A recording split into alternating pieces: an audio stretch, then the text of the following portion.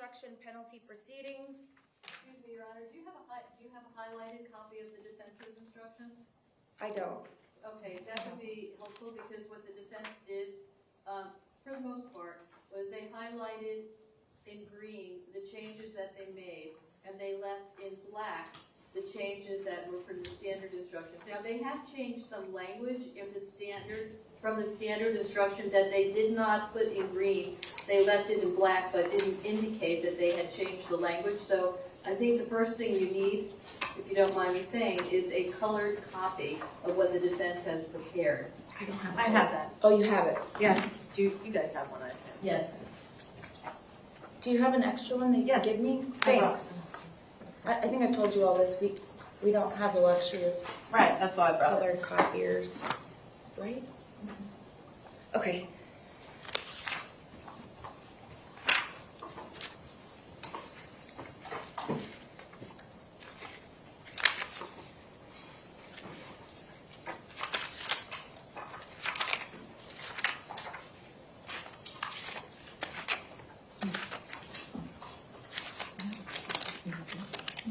Judge, I also have printed out a copy from the website of the standard. Do you want this, or do you want it just as a book? I don't know if you have a book up there. Or the actual standard instruction.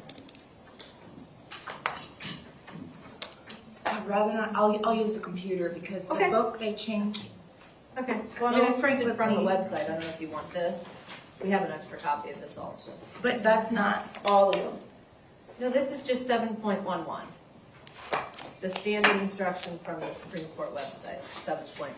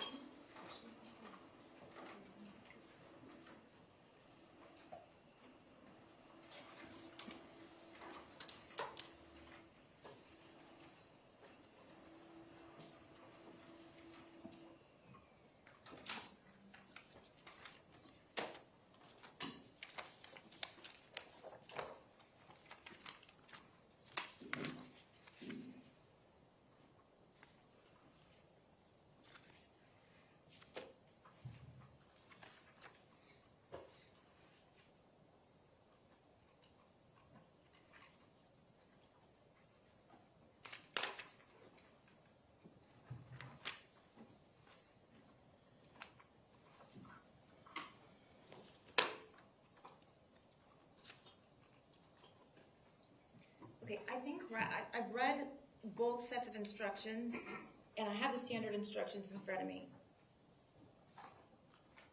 But I think the easiest way to do it is to take the standard instruction and go paragraph by paragraph and ask both sides to tell me if they have any proposed changes. Does that? Where's the defense? That's fine, Judge. I just have one thing I'd like to put on the record before the court begins that process, if I may. Okay. Judge, I'd like to turn the court's attention. There is case law, Stevens versus State, S-T-E-P-H-E-N-S versus State, 787, Southern 2nd, 747 at 756, where the Florida Supreme Court stated that while a defendant is entitled to have the jury instructed on his theory of defense, the failure to give special jury instructions does not constitute error where the instructions given adequately address the applicable legal standards. The trial court in the instant case gave the standard jury instructions for first-degree felony murder. The standard jury instructions are presumed correct and are preferred over special instructions. That is from Stevens versus State, and more recently from the Second District Court of Appeal in 2020, Grant, G-R-A-N-T versus State, 311, Southern 3rd, 156, at 162. The standard jury instructions are presumed correct and are preferred over special instructions. Admittedly, the trial court does retain some discretion as to the use of standard instructions, particularly when there is a problem with a standard jury instruction or when a standard instruction is inappropriate in a particular case. However, if the trial court determines that a particular standard instruction is erroneous or legally inadequate, the court may modify or amend the standard instruction, but it also must state on the record or in a separate order the respect in which the judge finds the standard instruction erroneous or inadequate and the legal basis for varying from that instruction. This procedure is important because both the confidence in the use of the standard instructions is undermined when their use is rejected without explanation. Okay, and my preference, as you all know, because we've dealt with some instruction issues, is to follow the standard instruction. I'm happy to consider arguments as to why I shouldn't follow it, but my opinion is that the standard instructions were drafted for a reason, and unless somebody can explain or convince me why the standard instruction should not be used, my preference is to err or to err on the side of the standard instructions. And I'm not sure if err is the right word, but you all know what I'm saying. Okay, so 7.11, final instructions and penalty proceedings. The first paragraph, is there any objection to the first paragraph? It appears both sides are in agreement that the first paragraph should be included. State? Judge, I did include the paragraph as is, except when the sentence in the center of that paragraph, they say, imposed upon the defendant for the crime of first-degree murder. Because our case is very different from most cases, we have 17 counts of first-degree murder and 17 counts of attempted first-degree murder. I did change the wording to reflect that by saying the appropriate sentence that should be imposed upon Nicholas Jacob Cruz for the 17 counts of first-degree murder charge in the indictment. So the only change I made to that was to clarify that there has to be a decision to all of the 17 counts. And I think that would be an important aspect throughout the instructions and in the verdict forms, that there has to be separate verdicts. And both sides have been in agreement that I should distinguish that there's 17 counts in this case. When I read the initial comments to the jury, I do think it should say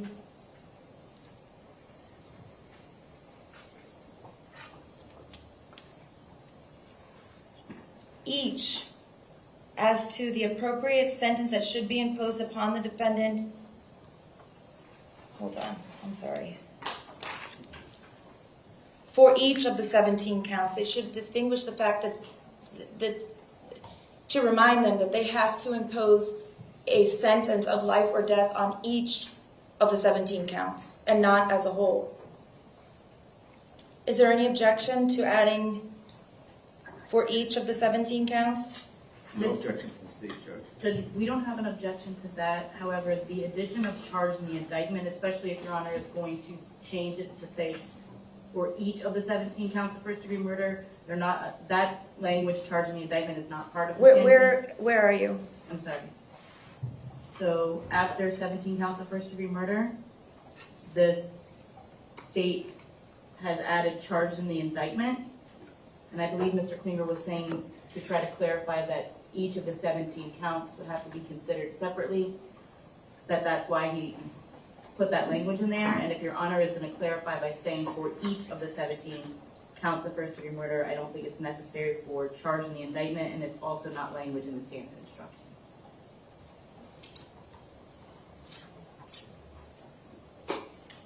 Your Honor, the jurors will be able to see the indictment, and I think it just makes it very clear, again, that there are 17 counts of first-degree murder in the indictment. By the way, State, are you going to be so kind as to when I indicate changes that need to be made, are you all going to do that, or Yes, ma'am. do you want my I'll office keep track of it. We can to go do ahead. it? I know normally the state does that for the court, but technically it's my job. So if you want someone from my staff to do it, that's fine. I just have to let them know. Judge, we have all of this in Word and on Okay. computer. It'd be very Okay, simple I for us. appreciate it. All right, as charged in the indictment is going to remain in. I think that is for the jury's understanding and nothing more. All right, how about the second? I see the state has added the second paragraph. Each crime and the evidence applicable to it must be considered separately, and so on and so forth. Indicated at the bottom that the paragraph was added from the language 3.12, single defendant, multiple counts. I think that is a necessary addition. Judge, we would be objecting only because we do not feel it is necessary. They've submitted 17 separate verdict forms. You will read off 17 separate verdict forms. You've now clarified and said each of the 17 counts. And on page 14 of at least the state's proposed instructions, it discusses again that there are 17 separate verdict forms.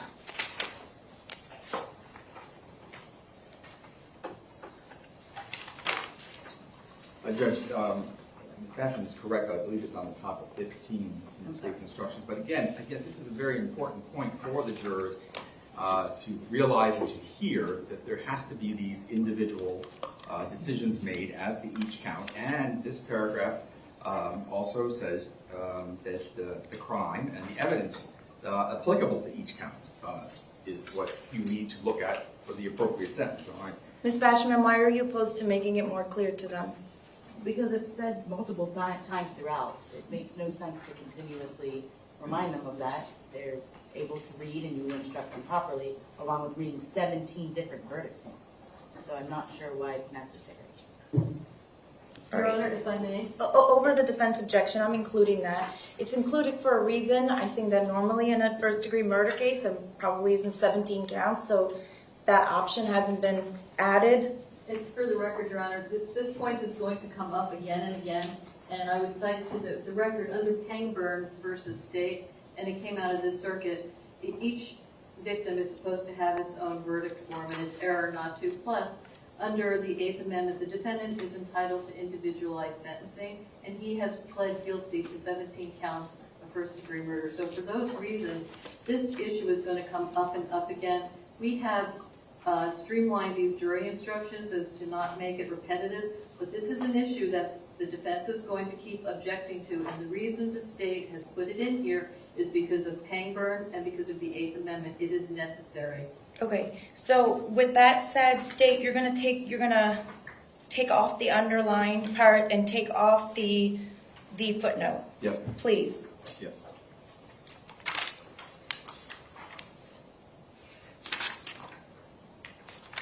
Okay, the third paragraph that begins, in making your decision, you must first unanimously determine. Is there any objection? That appears to be the standard language. Is there any objection from the state? No, Your Honor, I believe I copied that. Okay, is there any objection from the defense? No, Your Honor.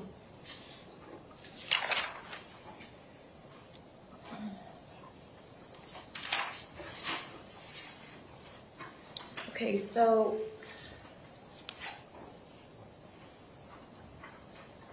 the green, so the standard language says the next paragraph should begin the aggravating factors alleged by the state are, colon, and then to list them. The defense has suggested that we say how many, first of all, Roman numerals are really not my preference, mainly because I am not good at them, especially when you get up to whatever XV11 are. My preference is to write the number. I know that's how you all do it in the indictment. I know that's how it's done. However, if we can, I'm going to assume that if I don't remember being taught Roman numerals in school, that maybe at least one of the jurors hasn't, and I would like to stick to numbers, actual numbers. That's fine. We don't want them fixating on that, because I would be going, what, it would be X? I mean, I'm sure collectively they could figure it out, but why, right? Sure. Maybe I'm the only one that wasn't taught Roman numerals in school, I don't know. All right. So you're suggesting just that we say how many aggravating factors are alleged, the number? Judge, so the way that, and the notice of intent to seek death does not reflect this. However, in subsequent pleadings, the state has indicated that all but 2 of the alleged aggravating factors apply to every count, and then 2 of the aggravating factors, the disruption of a governmental function and the elected or appointed official aggravator, those only apply to the 3 staff members. So the way we did it, just to make it more streamlined, is to say the aggravating factors alleged by the state for counts 1 through 17 are, and then list the 5 aggravators the state intended to apply to every victim. And then if you skip down a little bit, it says, and I forgot to put this one in green, that's my error, but on page 4 at the top, it says additional aggravating factors alleged by the state for counts 9, 11, and 12 are, and then the 2 that are only meant to apply to the staff members. Then I think that makes it pretty clear that they are alleging that the aggravating factors apply to every victim except those 2 which only apply to the staff. I gotta tell you, both ways are confusing to me when I'm reading these. Let me just look at this again, please.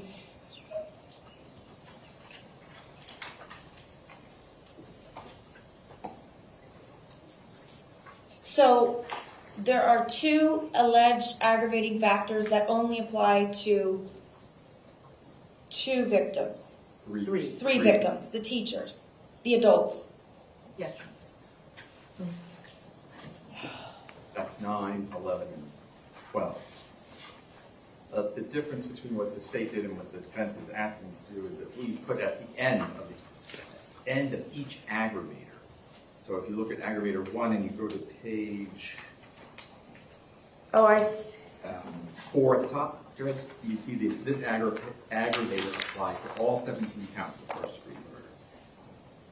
And I'll tell the court in advance that the first aggravator has to do with the prior violent felony and contemporaneous convictions. And it's a more difficult aggravator to lay out than the rest of them. So we're starting with probably the one that's the most difficult to go ahead and get the wording correctly on.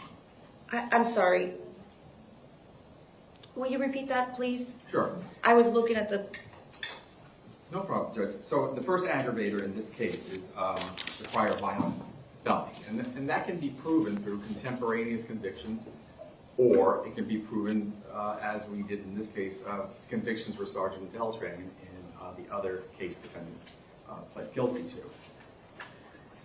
This factor, more than the other factors, needs extra language because it's not defined very, very well in the jury instructions when it comes to contemporaneous convictions, because a lot of the times there's only one victim and there's not a whole, like we have here, we have 17. So, but before I get to that, the defense wishes to put at the beginning, the aggravating factors alleged by the state for counts 1 through 17 are, and we have chosen to follow this jury instruction, leave it as the aggravating factors alleged by the state are, and at the end of the aggravator, and that's on the top of page 4 for the first one, we wrote, this aggravator applies to all 17 counts of first-degree murder. But that way, the jurors would hear the aggravator, and then they would hear that applies to all 17 counts. Let me ask you all a question. Is there any reason why we can't put aggravating factors, number 1, and give whatever the abbreviated name for that aggravator is, put that in bold, then give the instruction and say this aggravator applies to the following? Like, in other words, when I look at all these paragraphs, I'm thinking this is sort of like a bullet point, like make a bullet point for them to know aggravator number 1. What is the abbreviated name for aggravator 1? I think that maybe the way to do it, Your Honor, is if you wanted to bold the very first sentence, because that tracks the language, where it says Nicholas Cruz was previously convicted of other capital felonies or felonies involving use or threat of violence to the person.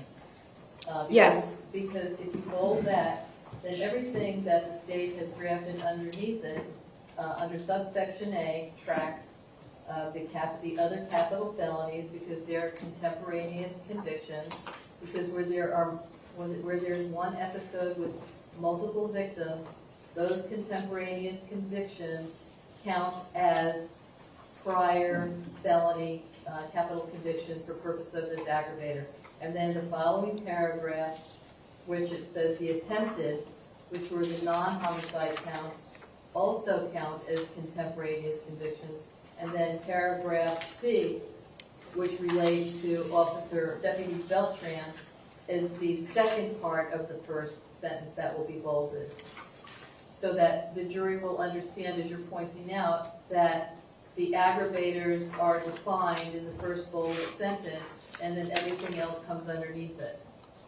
Is there any objection to doing it that way? Yes, Your Honor. Because? So,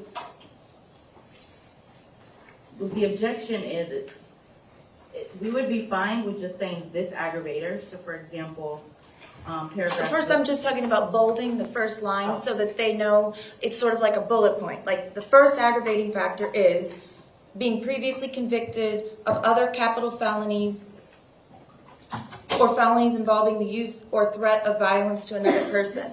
So that they say, okay, that's the aggravator, and here's the definition of it. And then the next one, 2, with the actual aggravator being bolded, okay, here's the aggravator, and here's what it is. Judge, we don't have an objection to that. Just the bold part. Okay, Right. So what is your objection? Right, I mean, the objection is that the way that the state has it set up now is too wordy and confusing. Now, if you were to bold that first part, for example, paragraph 1, right? And then the crime of murder in the first degree is a capital felony, and then say, underneath it, say, this aggravator applies to all 17 counts, instead of listing all of the counts, it would be clearer for the jurors.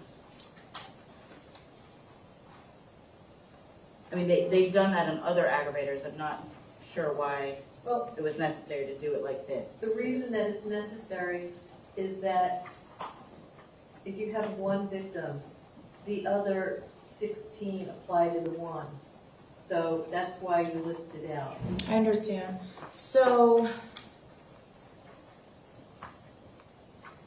There isn't a shortcut when there are 17 victims of a homicidal episode, Your Honor.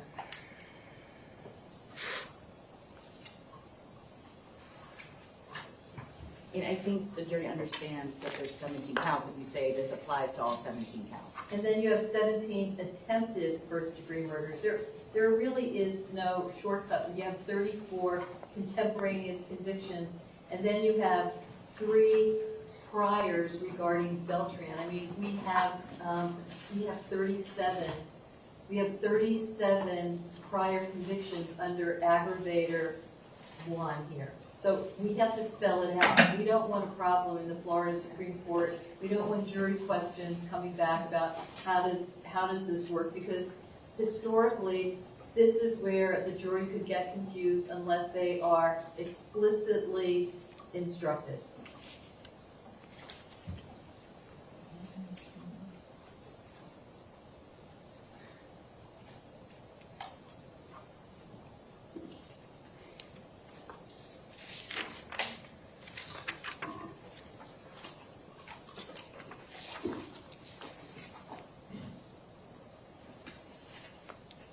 And Judge, I just respectfully disagree. I think this is very confusing how it's written.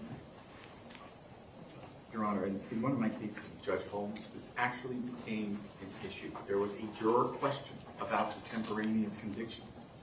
So it has to be set out properly. In most cases, when there's contemporaneous convictions and you have maybe 1 or 2 or 3 victims, you would go by count. Each victim's count, you would have the aggravators listed underneath that count. So if you had 3 victims, count 1, it would read who the victim was, and then the contemporaneous would be the names of the second, the B person. I don't disagree with you. I'm just trying to So that's why we didn't see do if it there's now. a more clear way to explain this, because it's a lot. Judge, did you want, after we bold that first sentence, to move the instruction, the court further instructs down, separate it out? Yes, I think that should be the next paragraph. Please. Yes. Judge, underneath letter A on page 2, the crime of first-degree murder is a capital felony, right? Okay. And then when you go down and you read, I mean, I think they're going to get lost in reading, and I understand why the state wants to put all the victims' names in there, but it says the exact same thing. It just says that, lists them all. I mean, this doesn't say anything more than the crime of first-degree murder is a capital felony. It just lists out those crimes. I mean, or the victims' names. It says the exact same thing. It just says it in like 2 pages. Subsection B, the crime of attempted first-degree murder is a felony involving the use or threat of violence to another person. And then you go down, that paragraph says nothing more than that, except it just lists names. I mean, it's just repeating the same thing. Your Honor, there's an alternative to what the defense is objecting to, and that is where you have multiple victims. And this is going to be redundant, and it's going to take a long time. But in the Hojan case, in front of Judge Backman, there were 2 homicide victims, and I can approach the court and show you how I did jury instructions for that case, where each victim had the aggravators applicable to the victim listed underneath the victim. Now, that would take a very long time to read, because for each victim in our case would have 16 other victims listed for first-degree murder, another 17 for the attempted first-degree murder, and then the other 3 regarding Deputy Beltran. So I'm not concerned about the length of time. I just, you all have done this multiple times. I don't think it's a surprise to anyone to know that this is my first death penalty case, and I am looking at these instructions thinking this is not extremely clear, and I have a law degree and I'm a judge. So I'm just wondering if there's no other way to make it more clear or more simple, then that's okay. This is how we'll have to do it. And I certainly don't think that, they need to understand that the consideration for the first aggravator is for each and every act that Mr. Cruz did, and each and every murder and each and every attempted murder. And certainly I don't want to downplay that there were 17 plus 17, but I'm just wondering if there is a way that it can be just a little bit more Well, Judge, in the first paragraph, after the portion that we all suggested, or that you suggested be highlighted, then there's this underlined part in the state submission where it specifically says, the court further instructs you that where a defendant is convicted of multiple murders arising from the same criminal episode and involves multiple victims, the contemporaneous conviction of murder in the first degree or attempted murder in the first degree as to one victim may support the finding of the prior violent felony aggravator as to the murder of another victim. And then they list the crime of first degree murder is capital felony, and then on the next page, the crime of attempted first degree murder. That may be clear to you as a lawyer, but that's not gonna be clear to the jurors, I don't think. Leaving it just at that. All right, why don't we skip over this issue for now? I think that if you can, how long would it take you to type it up the other way? You mean for each count? It's gonna take a long time. Yes. Can you do maybe one, so we can see how it looks? No? Or do you want to show us the Judge Backman I can, Andrew. instruction to both sides so that I can just, Now, there were 6 aggravators, if I may approach. sure. I just want to see if visually this is, thank you.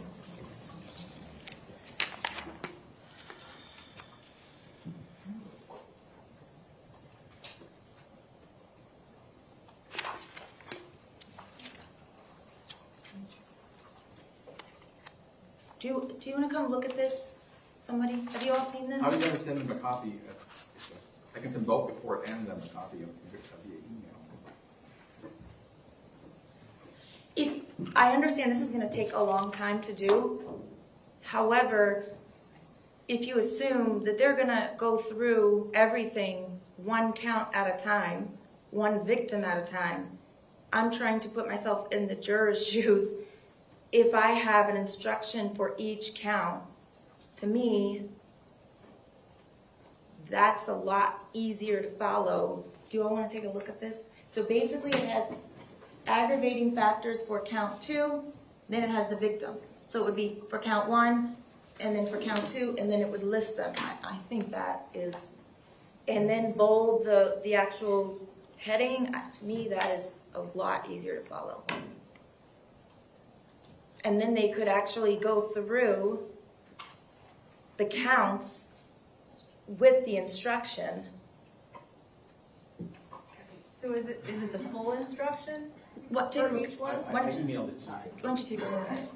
I forgot my computer, sorry. Whatever your preference, John. And that's gonna be like hours of work, right? Well, if we have someone start on it now, it can be done. It's gonna take a long time to instruct the jury, depending upon, I think what time did you want them back tomorrow morning? Was it 8:30? Mm-hmm. It'll take several hours to read it, but it can be done.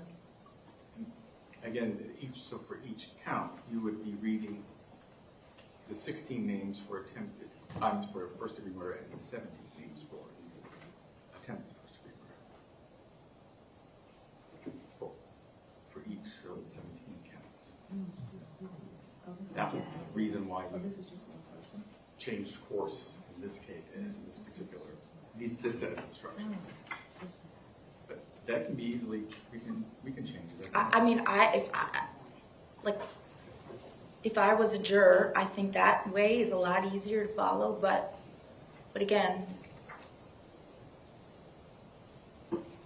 What we can do is we can print up one, so you know, it applies to this case exactly, and you can see how it looks. You see how each count is, the aggravators for each count are listed. Michael, did you see it?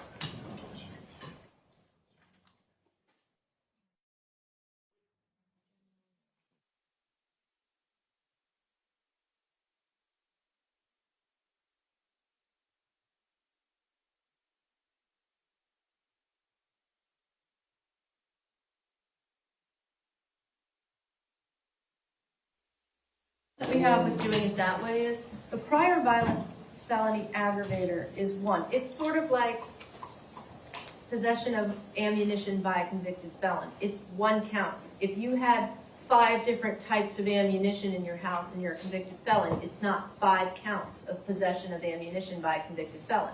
This aggravator, they find one prior violent felony, it's one aggravator. Okay? They don't get it 17 or 16 times, 17 times.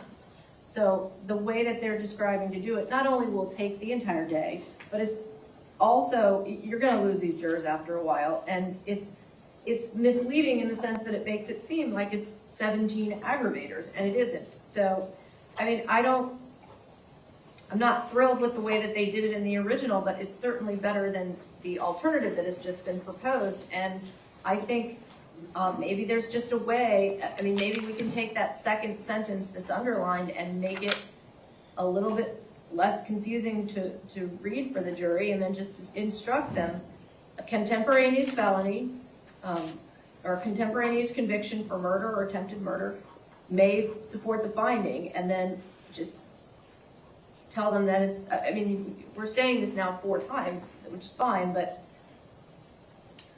I think it's too misleading the other way, and it also makes it seem as if this is an aggravator that applies 17 times. It does, it applies to all 17 counts. Right, but it's one aggravator. It's not 17 aggravators. Well, actually, it's 36 different violent felonies.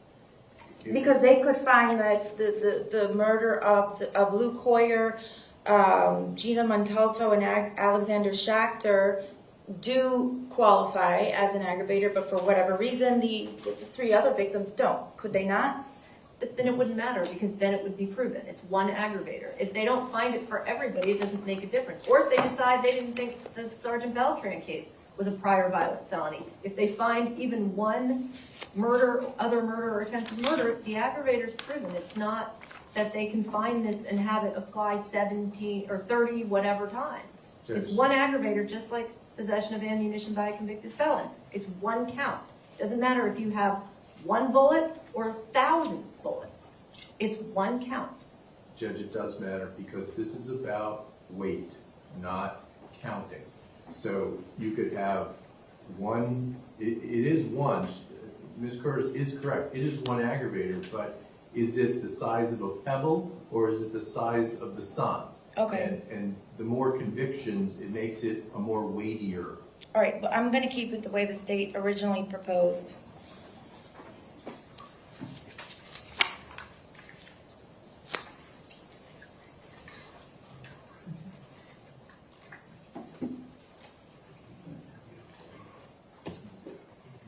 However, is there any objection to me only reading the name and not the count unless you want to put the number, the actual number? Can you put the number in a parentheses? In other words, XB11, paren 18? We've already changed. We've changed it to the actual, just the number, 1, Oh, number 2. perfect. Because I know you're mirroring what's in the indictment. Right. So I don't know if you wanted to keep that. But for purposes of making it a little bit easier on me and maybe some other jurors, putting in parentheses just 18 or 19. See what I'm saying? I see what you're saying. So for the Roman numeral II, the in parentheses 2. Correct. Please, Sure. if you don't mind. No problem. Judge, I do have objections to the Beltran charges. Okay, hold on just a second, please. I just want to make sure you didn't move on.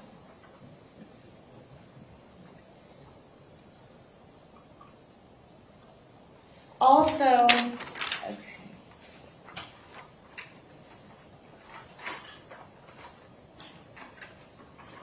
What I would like to do is, do you see on page 2, you have a paragraph that describes aggravating factors, then you have aggravating factors. I would like all of the pages that deal with aggravating factors to say, like at the top, aggravating factors, page 1 of 10. Do you see what I'm saying?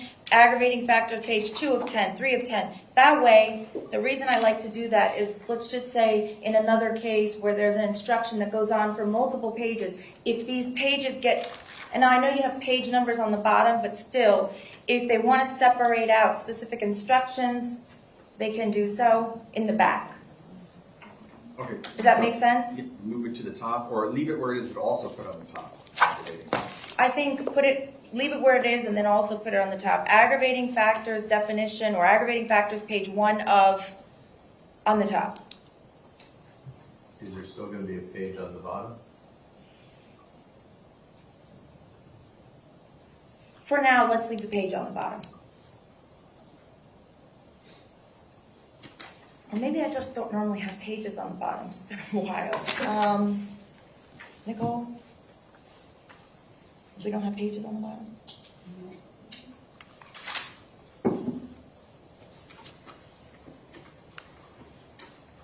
I just want to leave the page numbers on the bottom. I want it to be clear for them that every one of these pages deals with a definition of an aggravating factor. When we get to the mitigating factors, same thing. That they know they don't have to be really trying to study these to figure out what goes with what, even though there are page numbers. Okay, Ms. Basham, you were saying? Yes, Judge. So for paragraph 1C, D, and E. What page are you on? Let's definitely leave the pages for today's purposes, making it easier. The bottom of 3 into 4. Okay? 3 charges stemming from the Beltran case. And I just wanted to renew our previous arguments that we made in DP 50, which was the motion to preclude use of conviction in case number 18-14129 CF10A as an aggravating factor under 921.141 subsection 6 subsection B. And we would also like to say that even if it should, these charges be submitted to the jury for consideration as an aggravating factor, that we would like an instruction to the jury that would allow the jury to decide if these crimes are ones that constitute threat or violence to a person. Okay, your argument is preserved, but your request is denied. We've had argument on this issue previously. Okay, so we're going to bold the number 1s. I also think that the A, B, and C and D and E should be bolded.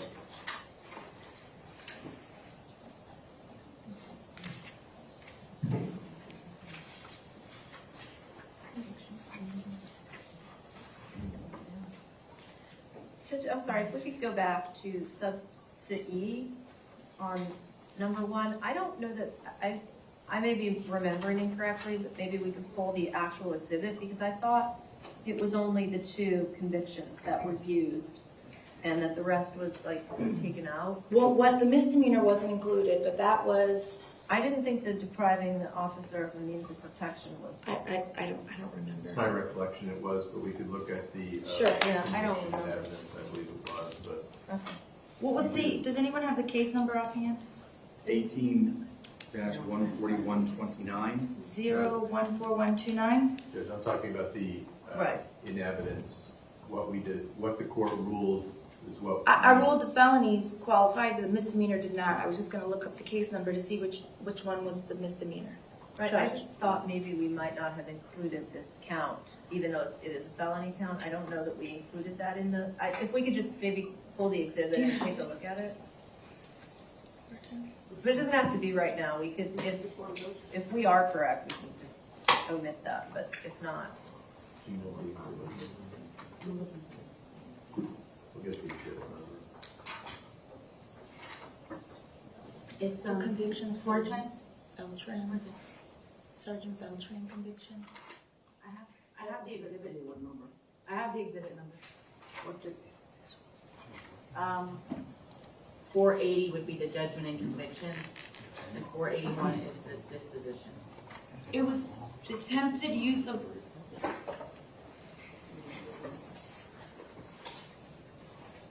I don't remember. All right.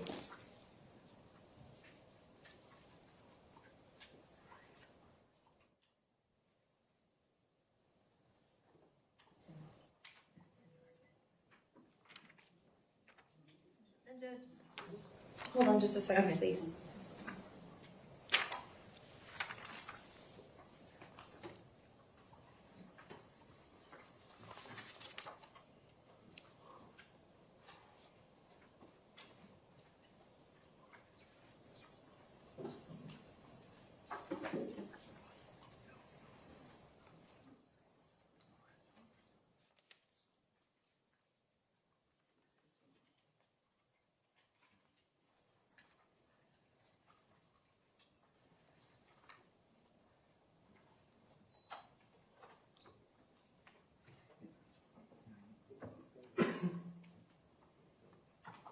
Okay, what were you saying? I just wanted, so that we don't have to do this with each one, we, in the pleading that we filed, the footnotes for each of the aggravators renew the objections that we've made previously as to the constitutionality and all of that, of each of the aggravators. Okay.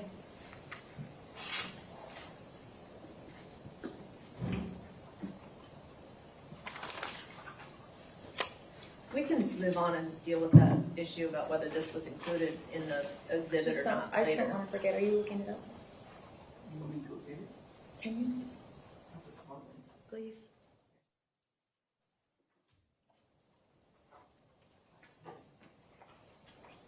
All right, if you move on to page 4, the aggravator, so you're going to bold all of the aggravators.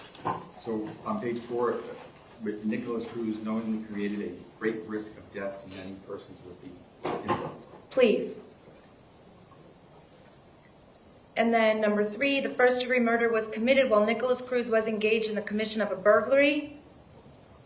And then I read the definition of burglary. Is there a reason why that's in a underlined? I added in the definition, Judge. It wasn't in the standard. Is there any objection to adding the definition of burglary? No, Judge. However, we want to make sure that obviously the underlining comes out, and then I think first-degree murder might be italicized. I'm looking at 2 different copies, so.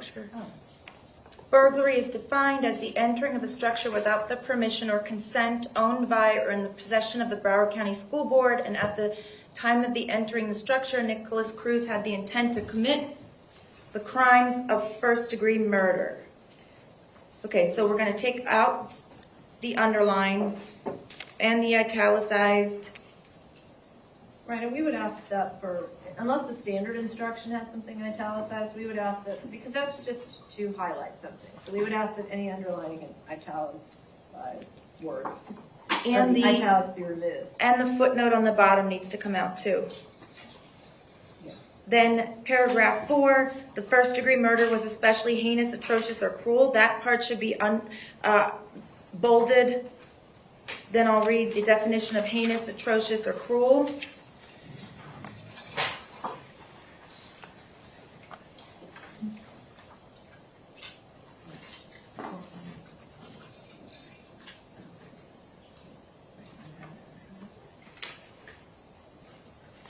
Paragraph 5, the first degree murder was committed in a cold.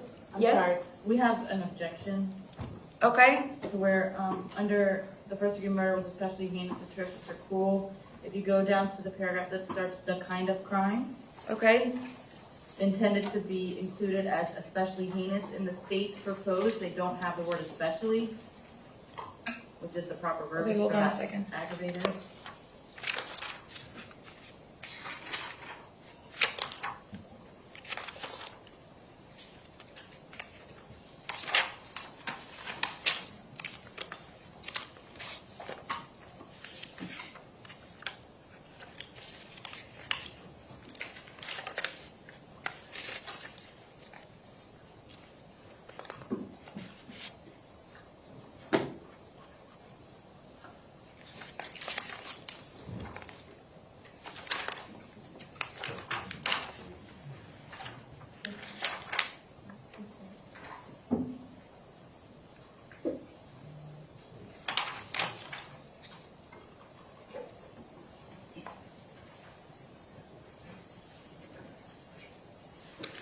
So the standard instruction state, I think you just left out a word. I don't know if you did it on purpose, but the kind of crime intended to be included It should say the kind of crime intended to be included as especially heinous, atrocious, or cruel.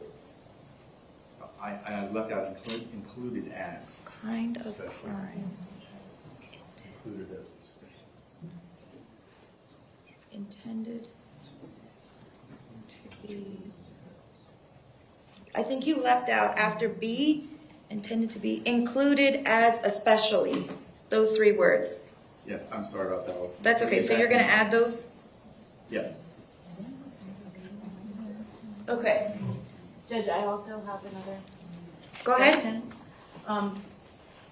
First I'll start with at the end of that paragraph, it says unnecessary torturous to decedent. Hold on one second. It says, I'm talking about the standard instruction. all right, I'm looking, hold on.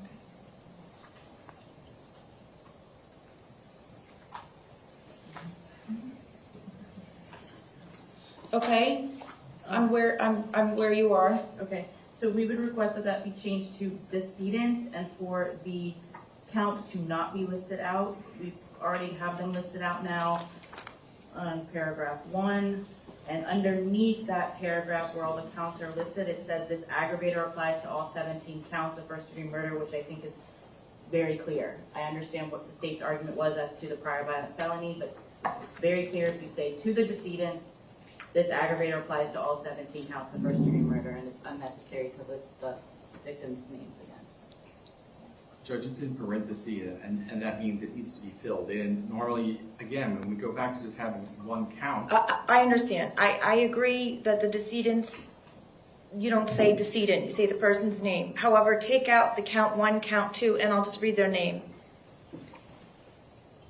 Please. okay?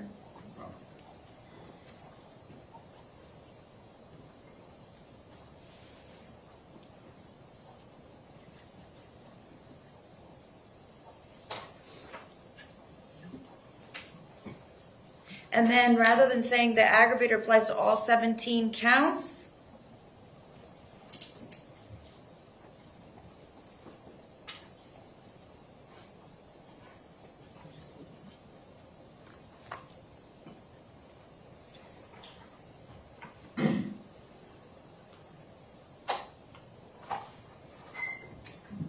Judge, if you're gonna read each of the names, then maybe we could just take out the aggravator applies to all 17 counts.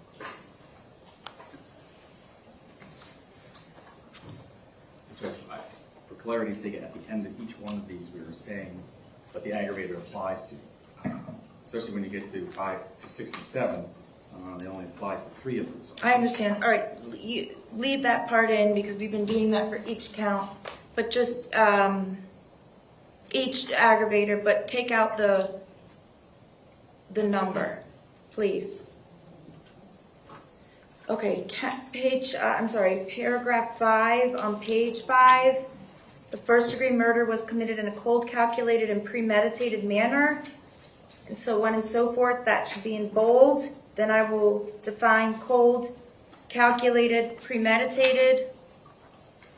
Judge, this is the standard instruction. We don't have any objection to it. Number 5. Okay, number 6.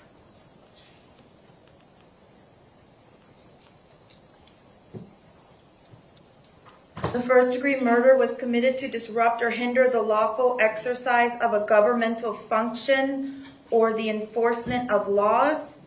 And then if you would please put after each Roman numeral in parentheses the actual number. They'll do that.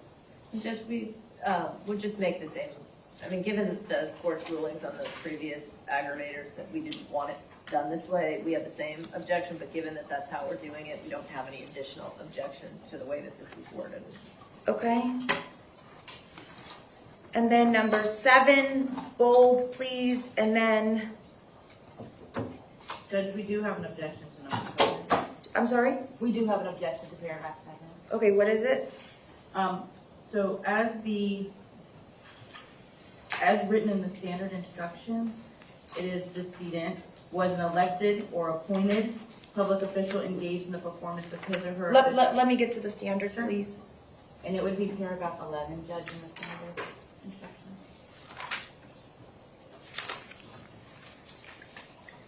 Okay, I'm on the standard, I'm on the state's. So it's the state's paragraph 6, the standard paragraph 11, and what is your objection? Okay, so our objection is that this is not the full standard instruction. That's the first objection.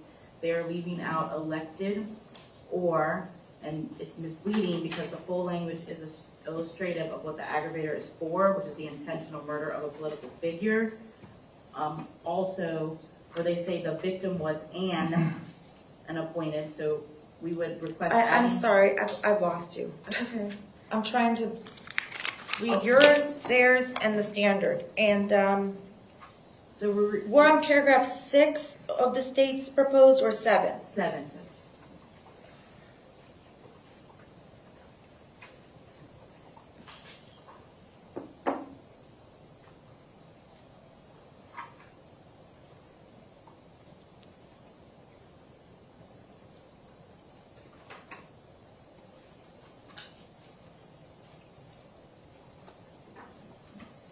Okay, will you just summarize your objection again, please? Yes, it's not the standard instruction. They've left out and elected, which is the instruction.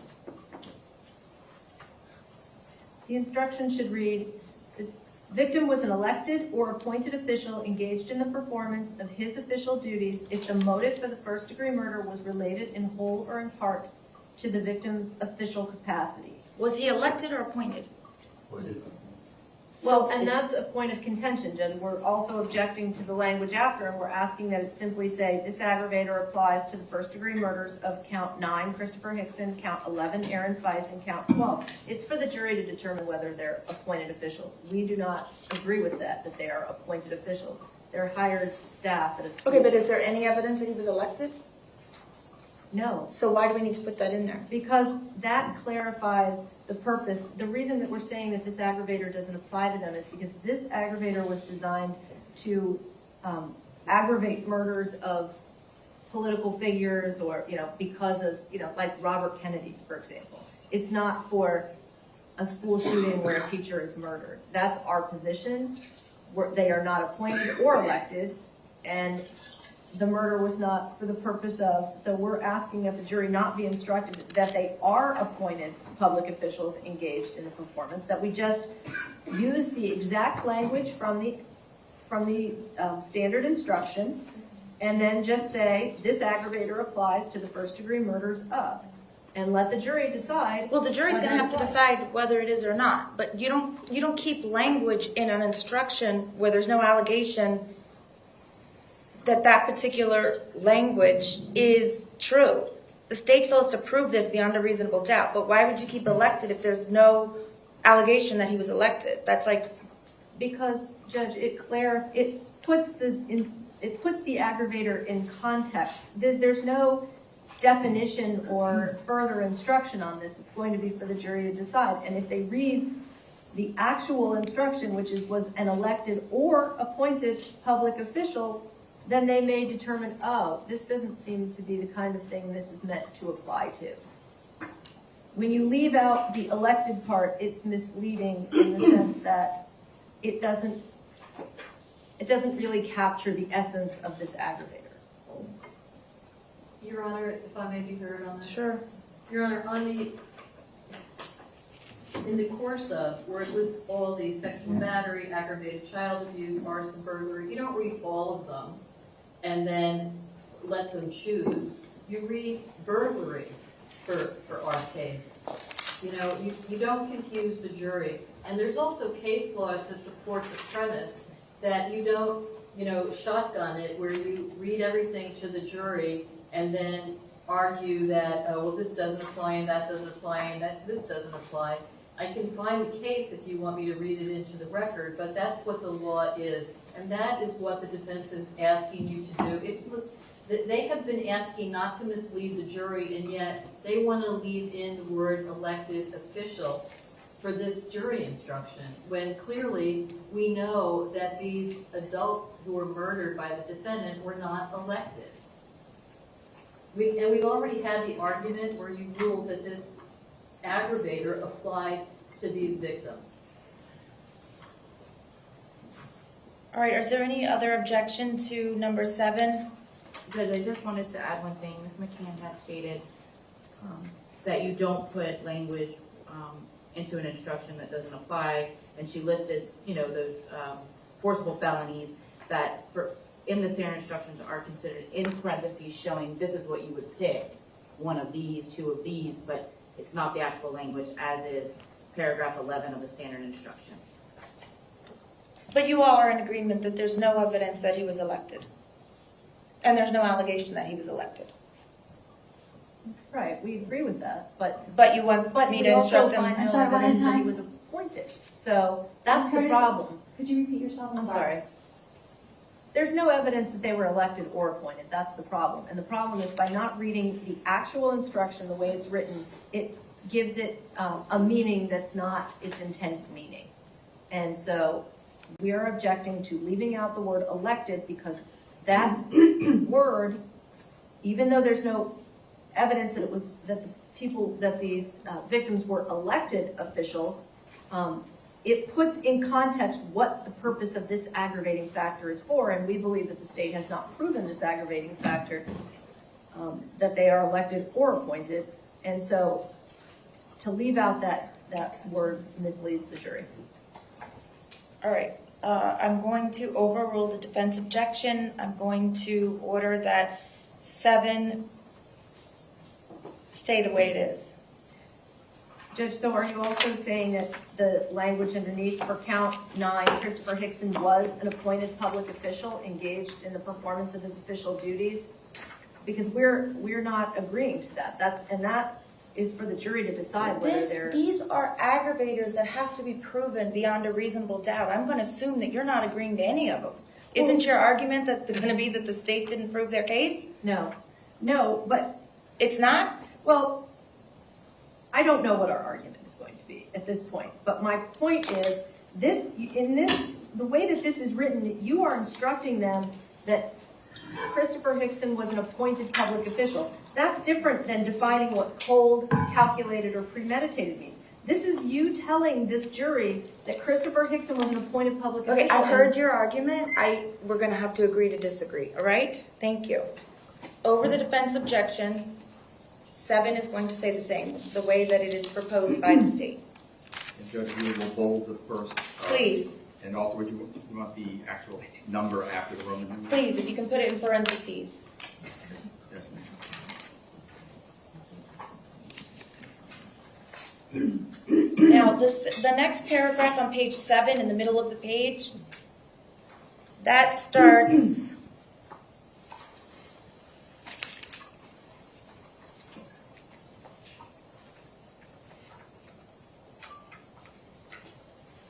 Okay, so that's still part of aggravating factors, because it's telling them what they can't consider as an aggravating factor. Is there any objection to the middle paragraph? State? Judge, is that the paragraph regarding victim impact? Yes. Yes, we have an objection. Okay, what is it? Anywhere that it states evidence, we would object to that word and would request to use testimony. And we would renew our arguments that we made in DP 39, which is the motion to preclude use of the term evidence when referring to victim impact statements or information. It's misleading to the jury as it cannot be considered as an aggravating factor.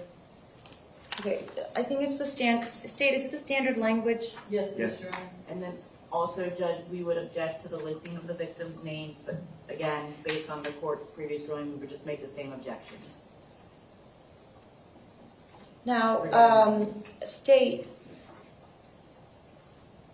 I could be mistaken, but I don't believe that, was there impact testimony for each of the? Yes, Your Honor, every victim in this case, each family gave a victim impact statement. Okay, I just want to And make sure. the instruction clearly leaves a place to insert the victim's name. Okay, thank you.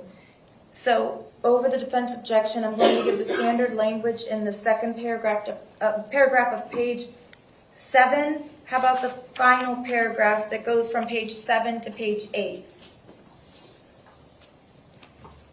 Is that the standard language, state? Yes, ma'am. Is there any objection?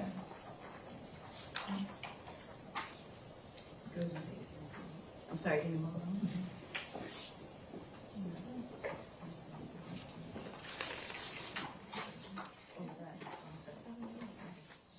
And actually, my question goes to the remainder of the aggravating factors instruction, because it looks to me like it's all of the standard language, starting with the paragraph as explained before the presentation of the evidence. That's all the standard language. Up and through two mitigating circumstances. I'm sorry, Mr. Klinger? Until we get to mitigating circumstances, that was all the standard language that was worded, aggravation.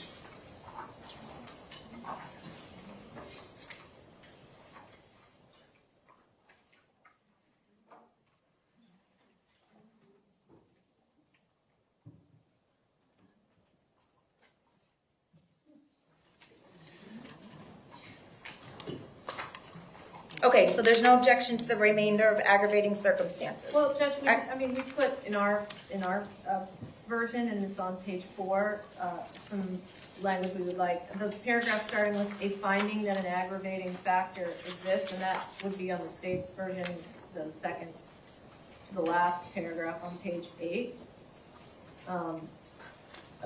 We would ask that the beyond a reasonable doubt be added. A finding that an aggravating factor exists beyond a reasonable doubt must be unanimous. That is the standard. And then at the, well, I don't know, are we also moving on to page 9? I'm listening. Okay. If we're going all the way up through the mitigating circumstances heading, we're asking that a sentence be added after the very last paragraph, because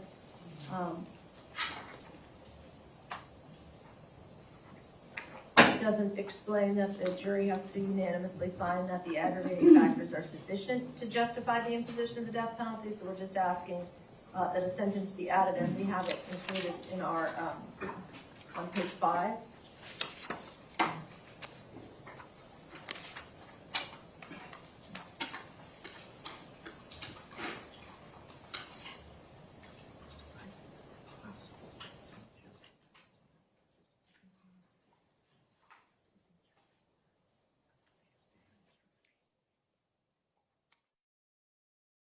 We would ask that it say specifically, you must unanimously find that the aggravating factors found to exist beyond a reasonable doubt are sufficient to justify a possible imposition of the death penalty. Judge, that comes later in the instructions after mitigating circumstances. They're skipping ahead. At this point, it's just for the jury to determine that an aggravating factor exists. And then we're moving on to mitigation. So at that later in the instructions, we'll be talking about the sufficiency of the aggravators.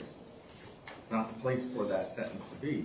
All right, I'm going to give the standard instruction. I think it's sufficient, I think it's clear, and I'm going to give the standard instruction. All right, moving on to mitigating circumstances. State, if you can do the same thing for mitigating circumstances, please. In other words, start it on its own page, and at the top, put mitigating circumstances page, whatever it is, one of however many, and do that on the heading of each of the pages. Yes, ma'am. Judge, I'm sorry, before we start going through that, can I just run to the restroom real quick? Sure. Okay. Can I go back here? Unless, I don't know if. oh, I can just go Oh, out here. there's nobody. no jury, it's fine. Well, there's nobody out here either. I can just go out here. I'll be right back. Thank you.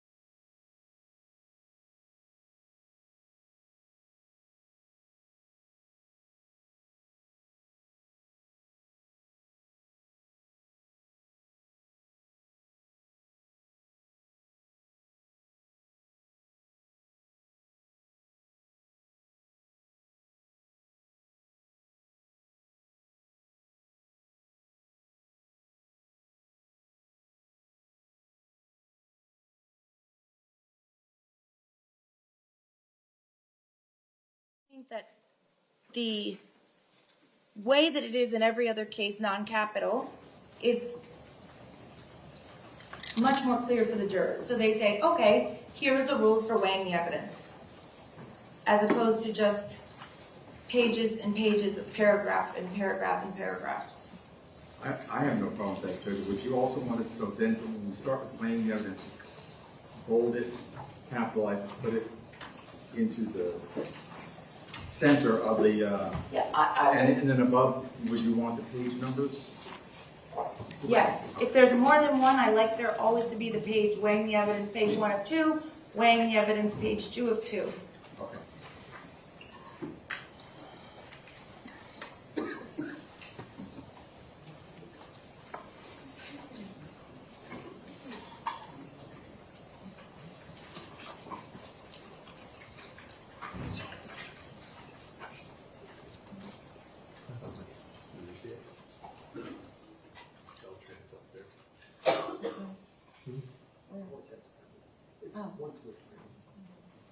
What is weighing the evidence? 7 point.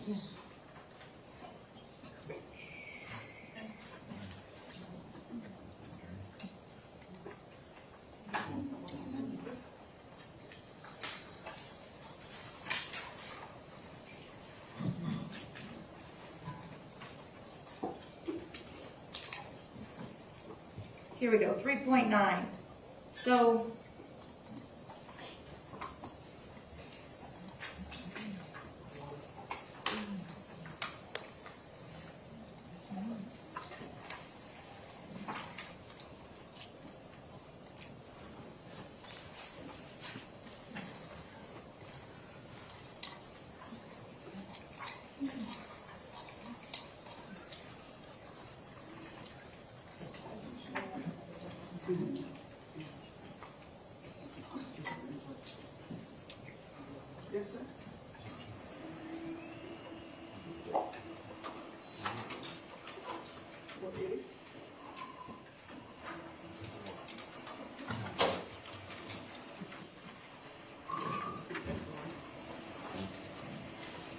Mr. Sequel, would you ask this to Mr. Klinger and just, you can show it to your lawyers too. This is what I'm talking about. Just how it says it at the top of the page. You all have seen this 1,000 times. For whatever reason, in the penalty version of the instruction, it doesn't have it that way, and I prefer it that way for each of the subsections.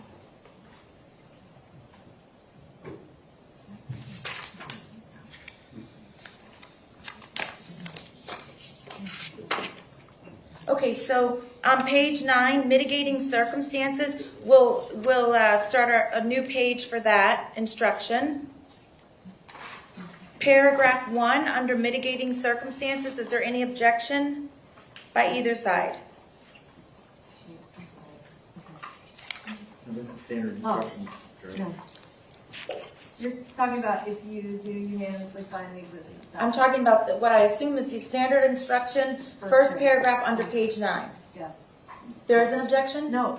Okay. The second paragraph, it is the defendant's burden to prove that one or more mitigating circumstances exist.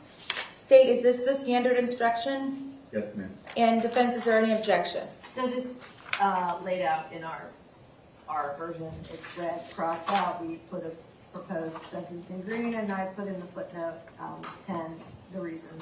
So we don't need to rehash that. It's all in our. All right, I'm going to read the standard instruction over the defense objection.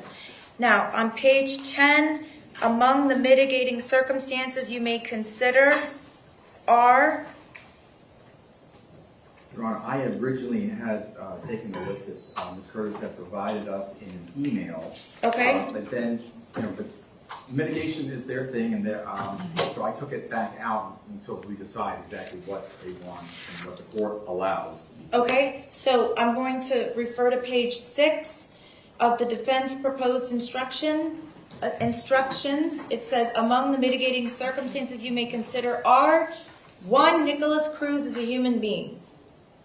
Your Honor, if I may be heard on that, You may? that the case law goes both ways on that. There's a Florida Supreme Court opinion that says that it is not a mitigator, but there's other Florida Supreme Court opinions that say it is a mitigator, but it is given no weight. There's no Florida Supreme Court opinion that gives it any weight. So in an abundance of caution, you can give it as a mitigator, but it will should not be given any weight. So what should I tell them? This is a mitigator, but don't give it any weight? No, you don't tell them that. It's for the jury to decide what weight to give it. And I'm sure the defense will be arguing that the defendant is a human being, and they can give it whatever weight they want and weigh it. They'll look at that in comparison against the 17. Okay, Murder so victims. you have no objection to me advising them that some of the mitigating circumstances are that the defendant is a human being? There's really very few, Your Honor, that the state will be objecting to. We can make this a lot shorter if we just... Sure, why don't you just tell me which One ones you're I'll just objecting tell you. So, the other one that the state is objecting to... to? Wait, you're not objecting to one though? Not objecting to one, Okay, and we'll go all the way down the list until 14. okay. Nicholas Cruz's birth mother died very shortly after her birth. And Wait, Nicholas Cruz's birth mother died very shortly after he met her. After he met her. And the state would object to that based upon the case of Beasley versus State 774, Southern 2nd, 649, Florida 2000, which states, Your Honor, that a death of a family member that occurred after a homicide is not mitigating.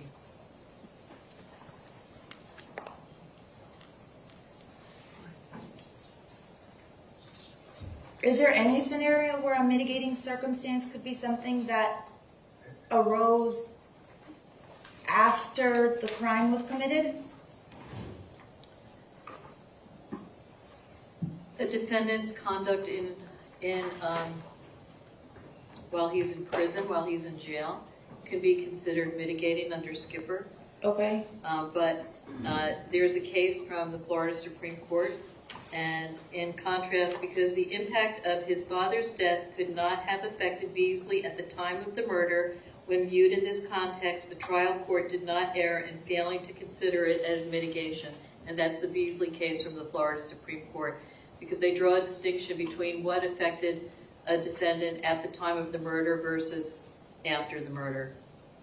Judge, we haven't had an opportunity to look at the case, but just based on what Ms. McCann just said, she said the court didn't err in not considering it. This is a jury that's making this decision, and if a jury finds that mitigating, then that's for the jurors to decide. all right, I'm going to defer on that. I want to read the case.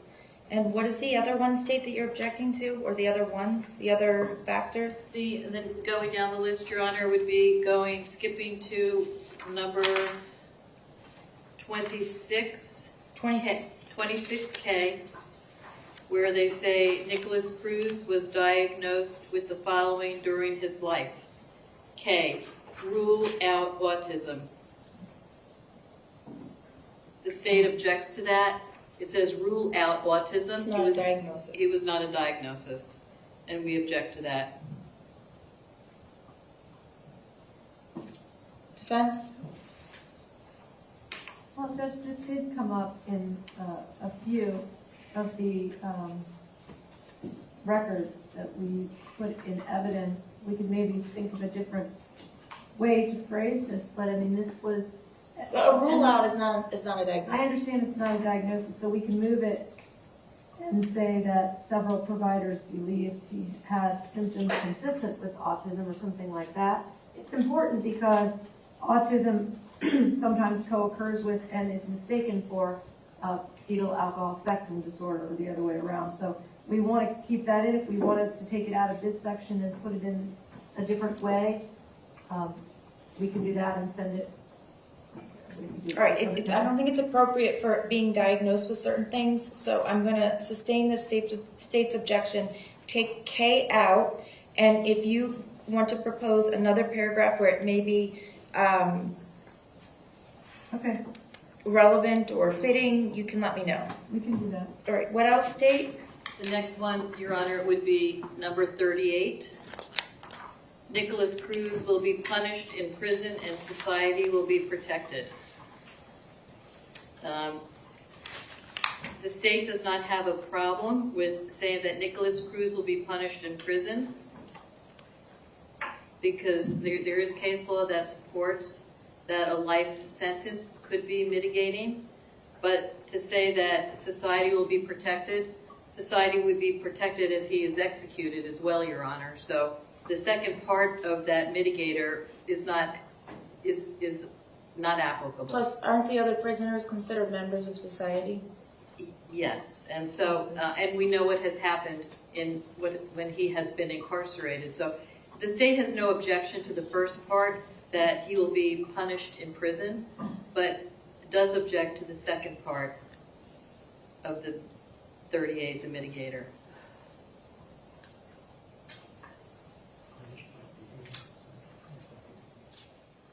Will be punished by being in prison. Maybe that's a better way to say it.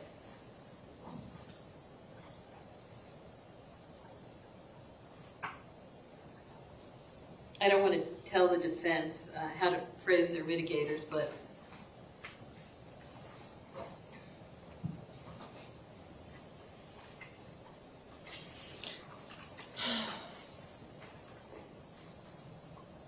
So you said there's case law that says mitigation can be the fact that if the defendant doesn't get the death penalty, that they will get life in prison? yeah, there's a case, Ford v. State says that a life sentence, the fact that the defendant can have a life sentence could be considered as mitigation.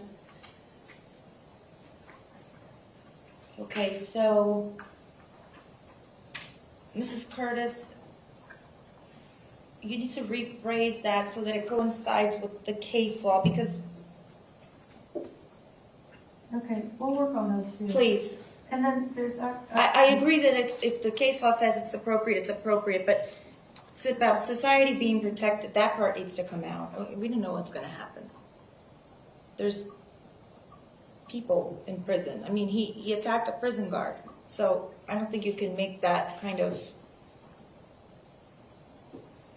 leap, but the fact that the alternative would be. But Your Honor, just to be clear, it has nothing to do with making the cognitive leap that, he will be dangerous any place. It's just that the case law supports the proposition that a life sentence can be mitigating, and that's where the state wants to start and end its argument. It has nothing to do with future dangerousness, whether he's in prison or out of prison. We're strictly confining our argument to that a life sentence can be mitigating. And that is an important distinction for these proceedings. Okay, so why don't you just put it exactly how the case law says you can put it, All right, we'll take a look at that one. please? And are those your only objections, State? Yes, Your Honor. Judge, and I forgot, we did want to add another one that we forgot about, which is that Nicholas Cruz pled guilty to all charges and took responsibility for the crime.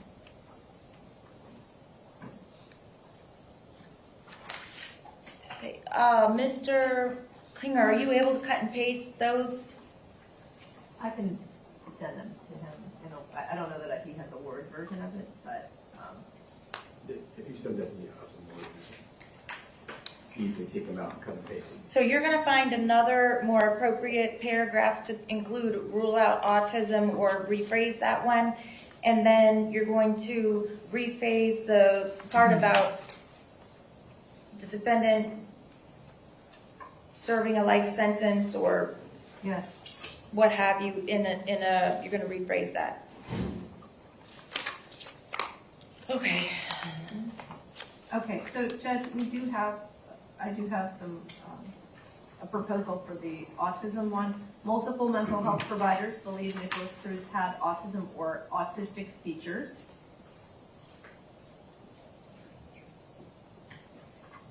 We haven't done the other one, but, And where do you propose to put that? we can put that, just insert it somewhere. Well, Judge, I think we have to say that it was ruled out. I mean, I mean, the mitigators have to be reasonable, they just can't throw things out. I don't know where it was pulled out. Well, he wasn't ever diagnosed with autism. Right, well, the mitigator says multiple mental health providers believe that he had autism or autistic features. That's not true. Not that he did. There's no evidence of that. There's no evidence that multiple found that he had autism or autism features.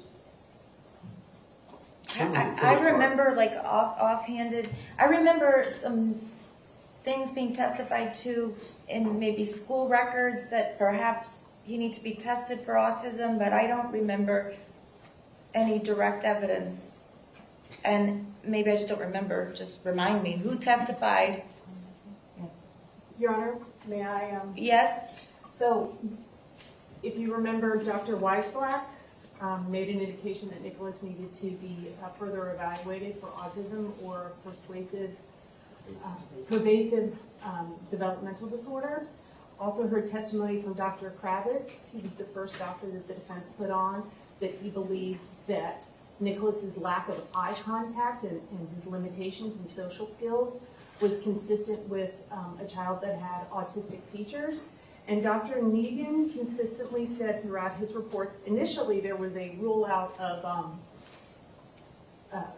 the PPD, and then what happened was in 2013, the DSM changed and got rid of PPD, but his diagnosis was consistently issues with social skills and communication, which was also included in the letter that he sent to the school board. He put has features of PPD, and then in parentheses he said social skills. What is PPD?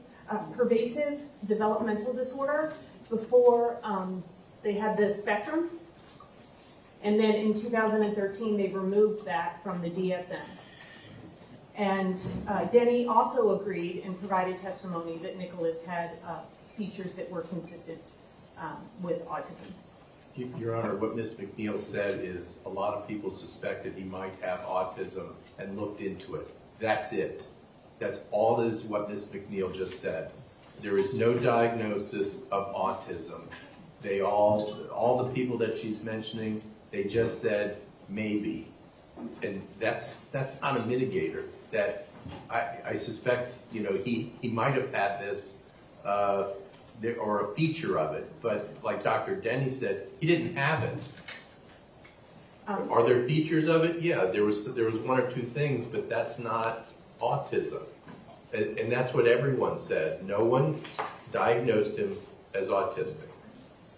And then we would ask, Judge, if you were not inclined to give that exact language, that you include that pervasive developmental disorder was never ruled out and was included by multiple mental health providers, including individuals from Henderson. The state's own expert would include that in his evaluation. And then Dr. Negan, Dr. Kravitz, Dr. Weisblatt, all of those individuals said that. Sorry. It's in out there already. You already have it. If it's in there, then that's fine. I mean, we're not going to waive the issue. It says pervasive developmental disorder is 26G. So they already have what they're asking for. There was no diagnosis of autism, and they admit that there wasn't, because the most they have is rule out, and that's not a diagnosis. And that's not what we're asking to say. We're asking to say that multiple mental health providers believe that he had autism or autistic features. We're not saying he was diagnosed with it. We're saying... But that's not true. It is true. You're telling me that multiple doctors testified that he has autism or autistic features? Who? Not testified. Some of them testified, but it's in records that we put into evidence. The Social Security records, we did not have a witness testify, but we put those in evidence. Dr. Negan. Right. It does not say he had autism. Ms. Curtis keeps saying that. There's nothing in any record that says he had autism. Is there a feature? All right, a rule out is not a diagnosis. I understand that, but what we're asking for the mitigator to say is, and we can leave out the autism, we can just say multiple mental health providers believe Nicholas Cruz had autistic features. We're not asking to say he was diagnosed with it. We're asking the mitigator to say that he had, that many of his providers believed he had autistic features, because then that's consistent with our argument that people with FASD have autistic features or are often misdiagnosed with that. He wasn't misdiagnosed with autism. The argument doesn't make any sense. They're saying they're using it so that he was misdiagnosed with autism. He wasn't. He was never diagnosed with autism. No, but the fact They can say that the fact that he didn't look at me directly, that's an autistic feature. But it's not autism. It's an autistic feature. If there's a lot of other features, then it would be autism. Otherwise, it's just he didn't look at me. And you can't outgrow autism, if I'm not mistaken. Can you? Because the doctors currently believe your client does not have autism. Correct? The Right. current evaluations say he's not autistic. there's also an indication of autism, ADHD in the. But I'm asking you, do the I'm current doctors who evaluated him for hours and hours and hours, do any of them believe or did any of them testify that he has autism? No one testified that he has. Okay, autism. and you can't outgrow autism, but yet you want me to instruct the jury that a mitigator is that he has autistic features, even though all of the doctors from both sides are in agreement that he's not autistic. No, I'm not asking you to instruct the jury that as a mitigator he had autistic features. What we're asking for is, and even the state's doctor does agree that he has autistic features. Multiple mental health providers believed Nicholas Cruz has autistic features. But he doesn't That's have true. autism. That's, okay, but we're not asking you to tell them that he has autism. We're asking you to tell them that What you're asking is clearly misleading. You're asking me to advise them that a mitigator is that he has features of autism, yet he does not have autism. No, that his mental health providers believed that he had features consistent with autism. You can have features consistent with a lot of things. If you don't have the actual thing, it's not probative. Well, Judge, the standard It's here misleading. is very low in terms of providing mitigating evidence. So. Which is why I'm giving them 36 or 40 paragraphs of all different things, including deficits in developmentally delayed, severe phonological delay, memory deficits, motor function delays, neurological impairments, social skill impairments, adaptive functioning deficits, executive functioning deficits, central nervous system abnormalities, independent functioning deficits, cognitive deficits, intellectual deficits, and so on and so forth, to suggest that he has autism when the testimony is in direct conflict of that is misleading, and I'm not going to do it. So that request is denied. All right, now, when...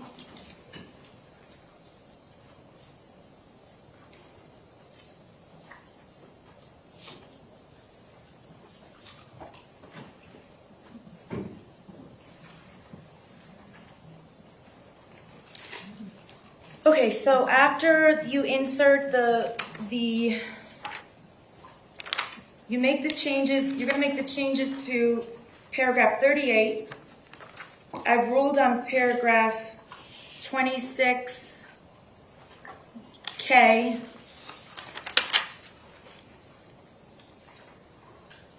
I'm deferring on paragraph 14.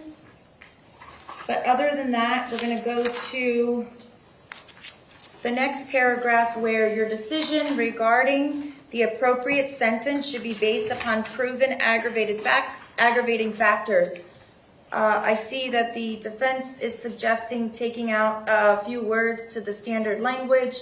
Other than that, is there any objection to the standard instruction? Other than what you've written in green. And No, I just wanted to correct, though, that in that paragraph, that short paragraph, the aggravating factors proven by the state beyond reasonable doubt, that should have been in green, but no other. What should have been in green?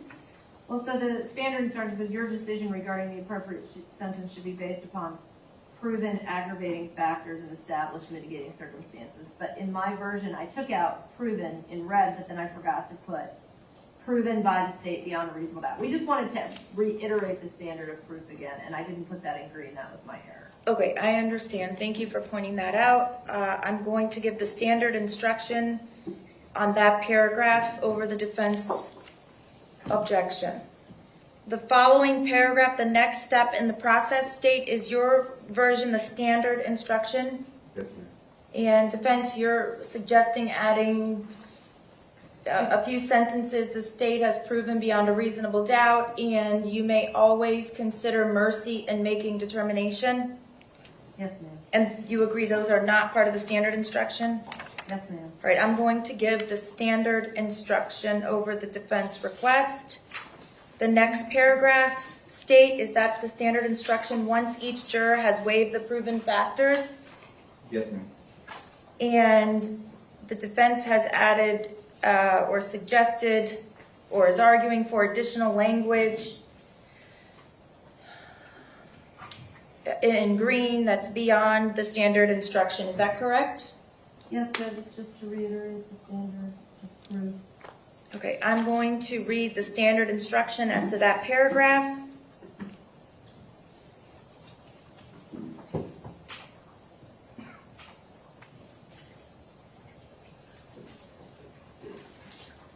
I did make a change in the next paragraph, Judge. Rather than, it looks like rather than saying you will be provided with a form, you're asking me to tell them you will be provided with 17 forms to reflect your findings and decision regarding the appropriate sentence for each count of first-degree murder. Yes, ma'am. Defense, is there any objection to clarifying that?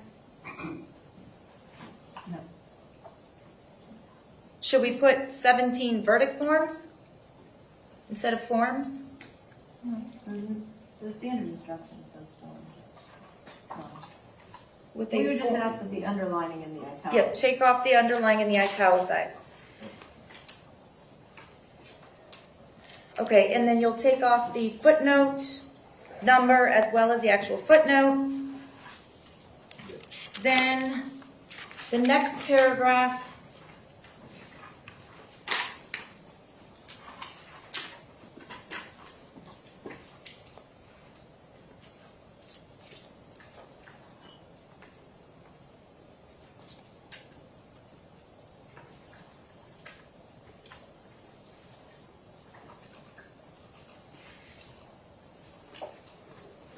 Okay, so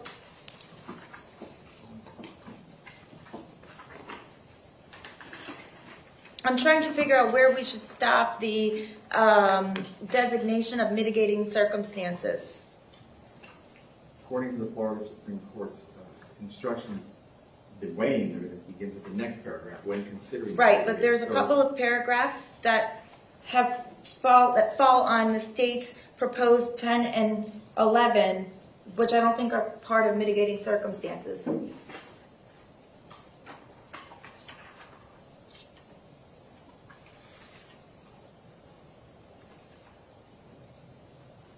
In fact, The weighing process, so. I think after so we're going to, Ms. Curtis, we're going to separate mitigation, the mitigating circumstances, separately where it defines mitigating circumstances, just like aggravating factors. Okay. It looks to me that after the mitigating circumstances are listed, that we should start a new page. Okay. Do you agree that your decision regarding the appropriate sentence should be based upon proven aggravating factors and established mitigating circumstances? I don't think that's part of the definition of mitigating circumstances. No, that's fine. Okay, so let's start a new page.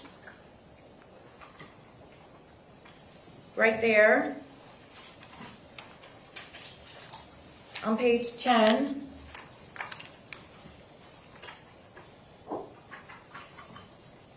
And then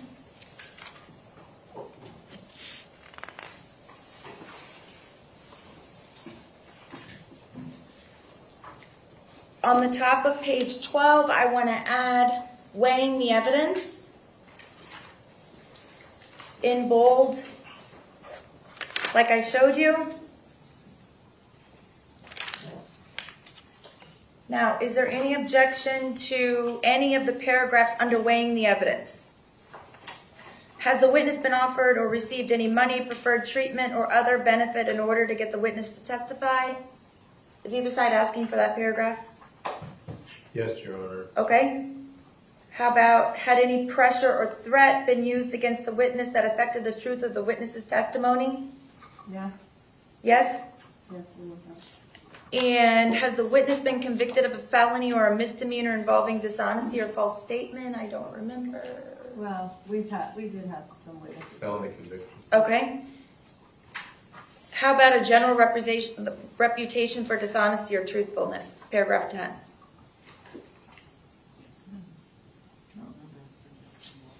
I don't think there was any evidence of that. Is either side asking for paragraph 10? No. All right, so we'll take paragraph 10 out.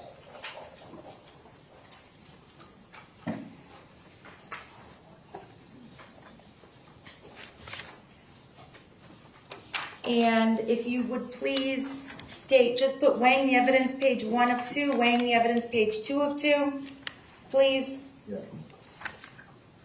Obviously, defense, you're asking for the paragraph that says the defendant exercised a fundamental right, correct? Yeah.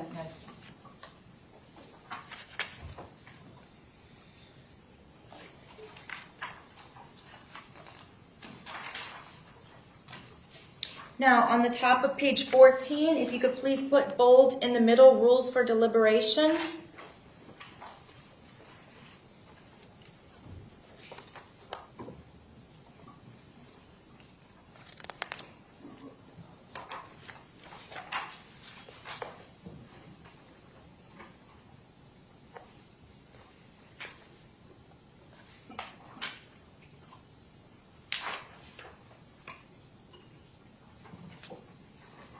And you took out number 5 about the juries not to discuss any questions that a juror wrote that was or was not asked in court. You all took that out because we didn't do that in this case.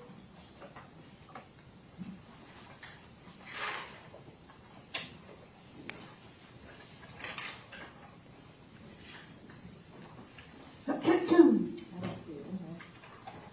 I just want to make sure. Steve, I'm sorry, which one was that, Your Honor, you asked about? we took out the notes. Right. Yes, Your I Honor. didn't allow the jurors to ask questions. I just want to make sure that was taken out. Yeah, I don't see it in here. Right. Oh, yeah, that was taken out. Okay, and then on page 14, where it says in just a few moments, if you can start a new page and put submitting case to jurors. Submitting the case to the juror. Or just maybe just start a new page. Okay. Judge, if we could just go back, in our submission, Judge, we did red strike through on some of these rules. There's detailed arguments in the footnotes for that and for the ones that we wanted to add, all of them supported by U.S. Supreme Court case law for every one of these rules. And so those are the requests that we would be asking to add to the rules for deliberation. It's on pages 10 and 11 of our submission, and 12, I'm sorry.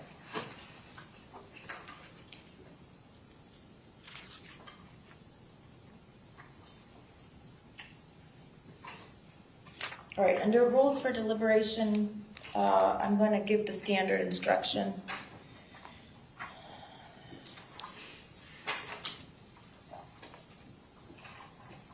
Now, where it says in just a few moments she'll be taken to the jury room,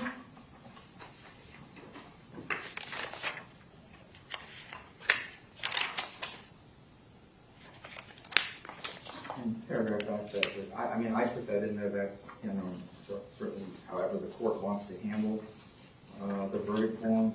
That's not found in the standard instructions. what are you talking about?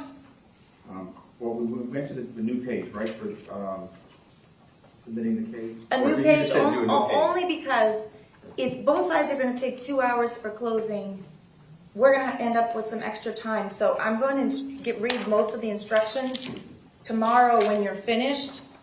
And I don't wanna say in just a few moments you're gonna be taken to the jury room. That I'll probably read on Oh, I see. Wednesday Okay. morning.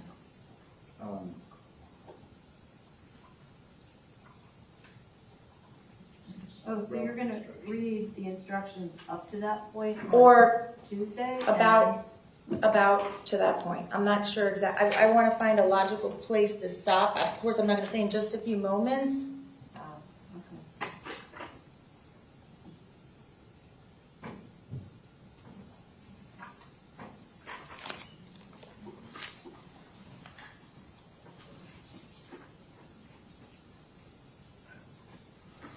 Mr. Klinger, what did you say you added?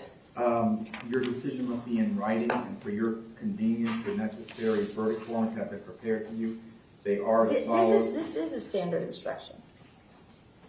But not, it's not in the Florida Supreme Court's penalty-based instruction, I don't believe, but I think you're right, that it's included in the regular jury instructions.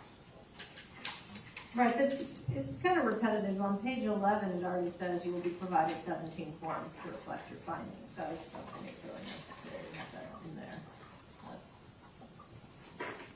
Well, I think it informs them that, you have, they have to be, every form has to be signed and dated. They have to go through each one. And I think it tells them that at least they're going to be printed for their convenience, but they'll know they have to go to every form. And it's up to the court. They're rather lengthy verdict forms. So it would be up to you, Jerry, if you want to read the version that applies to those counts that only have 5 aggravators, and then the version that applies to the count that has 7 aggravators.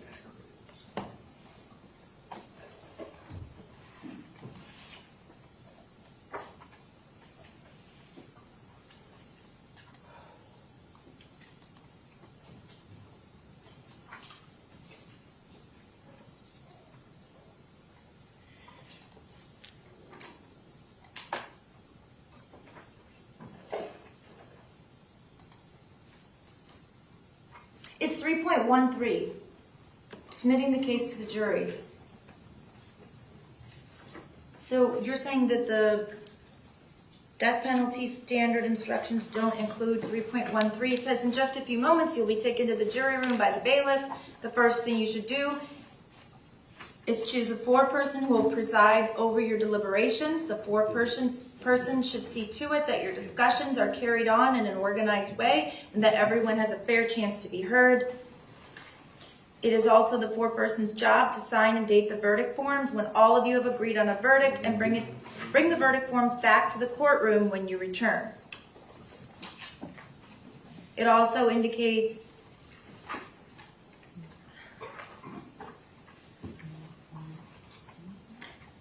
that this instruction, or a version of this instruction, needs to be included because these are things that they need to know. If you have a question, I will talk with the attorneys before I answer, so it may take some time. You may continue your deliberations while you wait for my answer. I will answer any questions if I can in writing or orally here in open court. Then it also says during trial, items were received into evidence as exhibits. You may examine whatever exhibits you think will help you in your deliberations, and then it indicates that you either tell them that all of the exhibits or some will be sent into the jury room with you when you begin your deliberations. And then that's usually where I put except, and then I put what's not going to be sent back, and I tell them if they want to examine those specific exhibits that are not going to be sent back, that they should let me know, and we will make that exhibit available to them to view in court. It's in the states. It is. Yeah, all of that is there, Jerry. It was just the verdict form that I was sort of leaving up to how the court wanted to handle that. The rest of it, you'll find that it's all there, although we did add some things into the, what would go back to the jury room and not go back, but of course, the court's, whatever the court's preferences on that is fine. So the only part that you added is your decision must be in writing, and for your convenience, the necessary verdict forms have been prepared for you. Next page, too. Yeah, and the very page 16, the bottom of 15, the top of 16, change some of the wording there.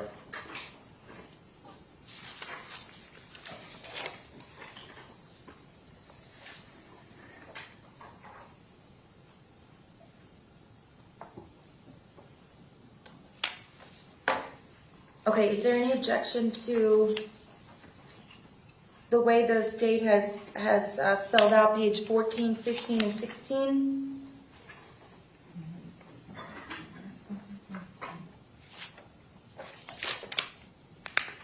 Judge, we're asking that either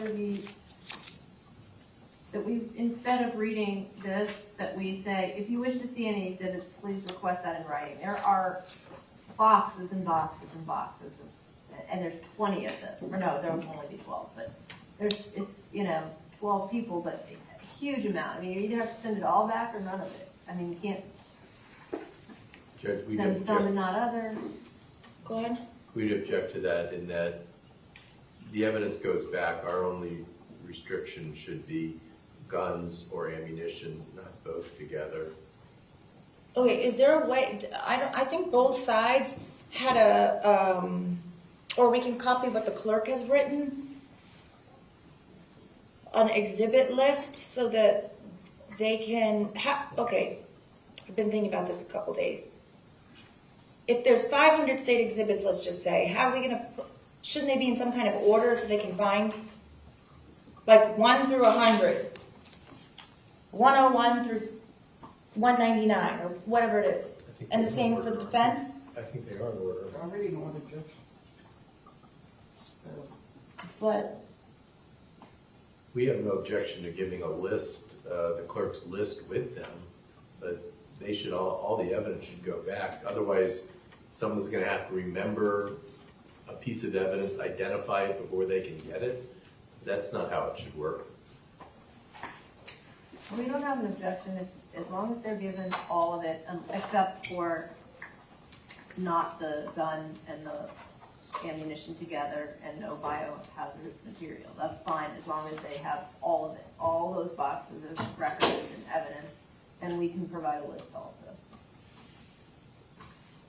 what biohazardous material was sent back? I'd rather tell them exactly what it is, like DNA swabs? Did we introduce DNA swabs? Yes. Yeah, there might, I guess there's DNA swabs. But they're all packaged, They are all packaged, yes. They and should- they're in like they're not just packaged, aren't they in, sealed bags? I don't remember. Is it, okay, so is it just DNA swabs? That's all I can think of. That would probably be the only thing, and I'm not even sure if we're going to enter them and then maybe. Okay, I would just ask that you go back through and list specifically what won't be sent back. Ammunitions and weapons will not be sent. Yeah. They can have the ammunition or the gun and just switch it. The easiest is to just give them the gun first and then the ammunition if they want it afterwards. It doesn't matter. Okay, so then I would like to say the firearm will be sent back and explain that it is, what is the word? It is, Made safe. Secured. so that it cannot be discharged. However, we will not be sending back the ammunition unless, if you want to see the ammunition, you need to make that request in writing. And then rather They'll than give no, us back the gun. excuse me? And then they'll give us back the gun. Okay, and then rather than no biohazardous material, I'd rather that you list those things, please, whatever they are. You know, items A, B, C, and D will not be sent back into the jury room. If you wish to examine those exhibits, please put that request in writing. And then,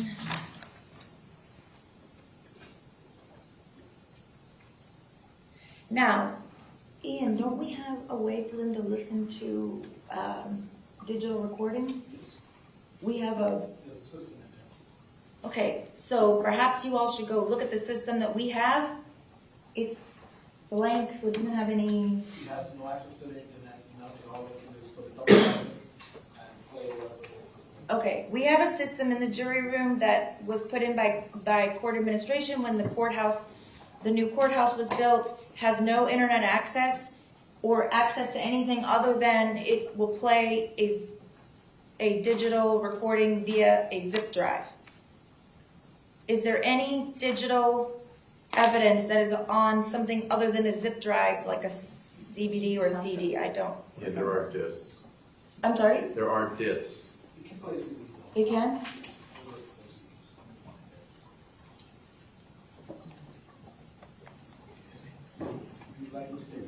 I think that you should pick one lawyer from each side to go back there with Ian to test this stuff out, to make sure it's simple and no further instructions are needed. Judge, could we also have an agreement from both sides that Ian can go back with the jury initially just to show them how to use the equipment? Sure, I think that's a good idea. And we can do it before their deliberations begin, before the door is closed, before, you know. Yeah, he wouldn't listen to anything. Correct. Just show them how to use it. Is there any objection? No. No? For Ian to go back with them? Before they begin their close the door? deliberations, to give them a brief tutorial on how to use the equipment. I'm assuming out of 12, there's probably one that's pretty savvy with computers, just because usually more than 1 out of 12 are, but who knows? I think that's a good idea. So there's no objection from either side, correct? There's no objection from the defense. State, no objection. No objection. Okay.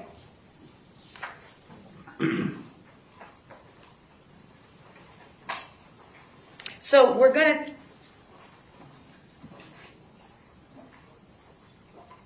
is there any objection to a list? Okay, so my question is this. If they want to hear, let's just say, one of the, recording 3 that was played during Dr. I don't remember his name, the second to the last expert. What was it? And I'm trying to pick something. Dr. Denny. Dr. Denny, and we played some clips from the Who was shoot. the one before that? Dr. Scott. Dr. Scott. Let's say they want to hear clip number 3 from Dr. Scott. And there's all this evidence sitting there. How are they going to find that? I'm trying to pick something that's not fresh in everyone's memory so that you all see where I'm going here. Well, will we give them a list of the items and evidence? Well, that's my question. We need to do something because there's so many things from both sides that if they come up with, I want to hear this or that, there should be a starting point. Can you see your evidence list, please?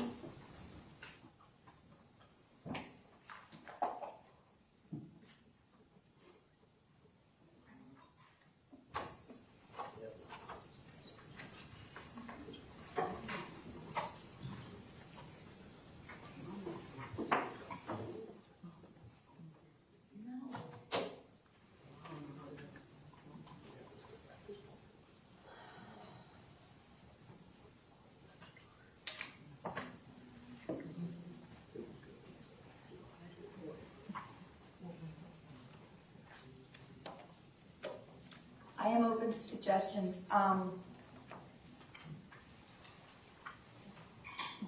don't know if this list is going to be enough. Do you all want to take a look at it?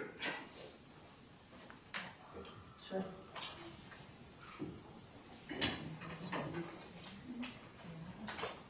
It's a little messy.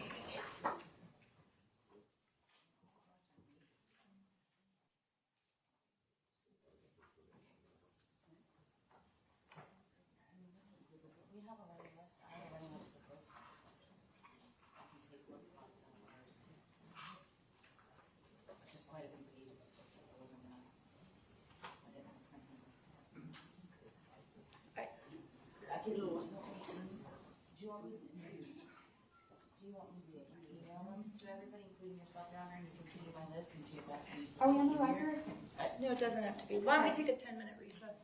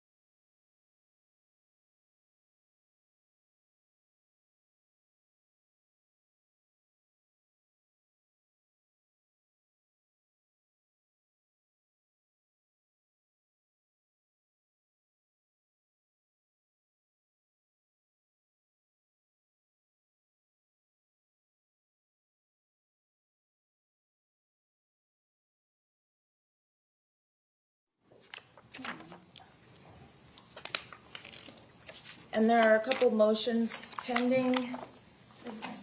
Before we do that,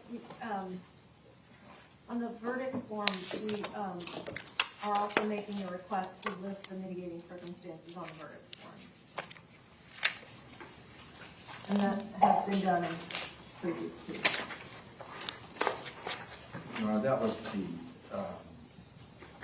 the way they were done just after first, but after Perry, in that period afterwards, the Florida Supreme Court then changed the jury instructions and no longer required that the mitigation be listed in the verdict form. That change was made by the Florida Supreme Court, I believe, in 2018. And they have not deviated from that course. And as of now, all they require is for Section C to read one or more individual jurors find that one or more mitigating circumstances was established by the greater weight of the evidence, yes or no. And they do not require any other I can't hear you. Would you speak up just a little bit, please?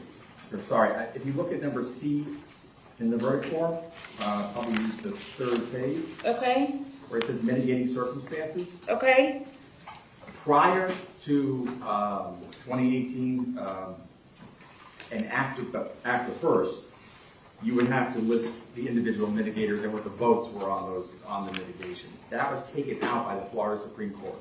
And the only thing that they've asked to put in now in the standard instructions is what you see on C, where it says mitigating circumstances, one or more individual jurors find that one or more mitigating circumstances was established by the greater weight of the evidence. And it's been that way for the last 4 years.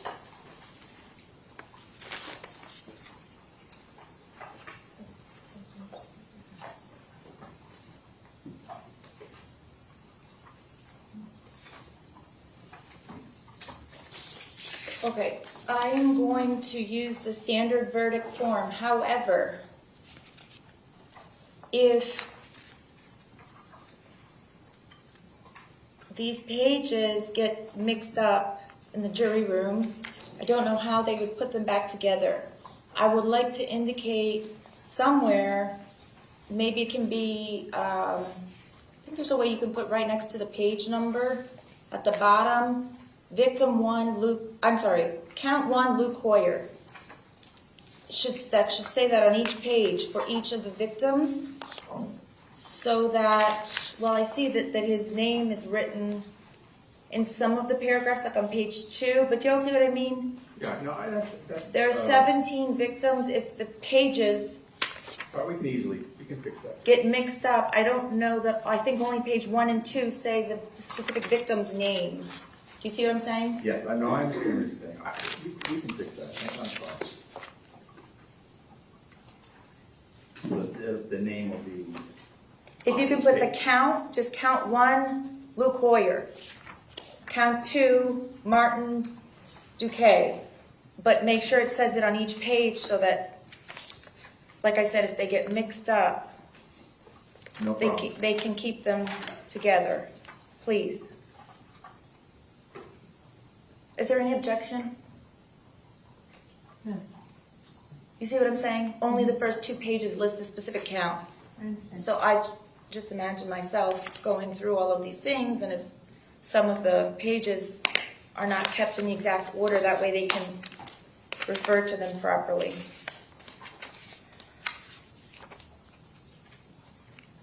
Even though it's not required any longer, we are requesting that the mitigating circumstances, we can maybe we're asking for mitigating circumstances be listed on the verdict forms.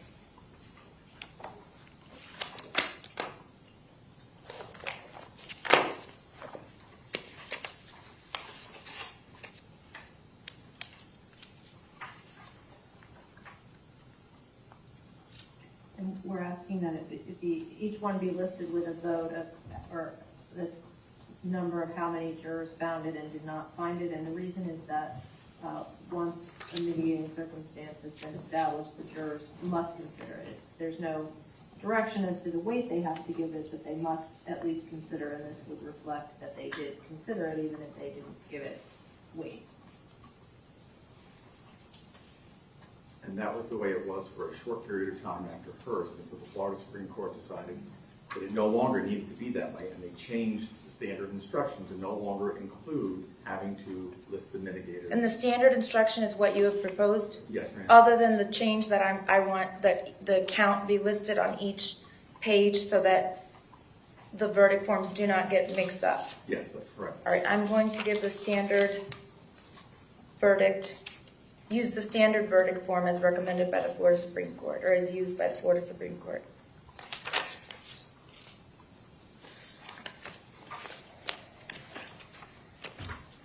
Your Honor, did you intend to read every verdict form separately? I don't think you need to. I think you can do it in two groups. There's 14 of the verdict forms read identically, except as to names. It's all the same with the aggravators. And then 9, 11, and 12 could be the second group. Okay, so what I will do then is I'll read one verdict form for the first group, which begins with Luke Hoyer, and I will say this verdict form applies to victims, and I will read the names of the victims and the counts that it applies to rather than reading it 14 times. Does that make sense? Yes. And then as to the 3 individuals who I would call adults or employees of the school, I will read their specific verdict form, and I will indicate that this specific verdict form is identical for the 3 victims, and I will list those victims and their counts.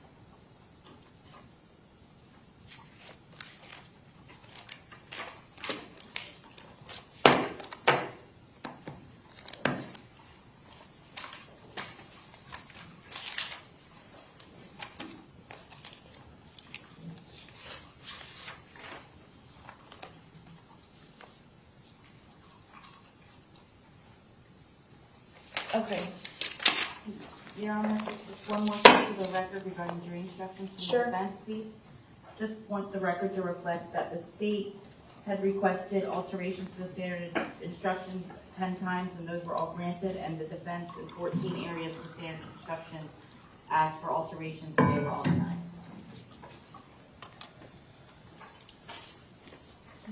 Okay, moving on to the motions. The motion eliminating to prohibit the state from mischaracterizing trial testimony during closing argument. Is there anything you want to add to your written motion, defense? Your Honor, I just wanted to highlight some things, if I may. Sure. Please.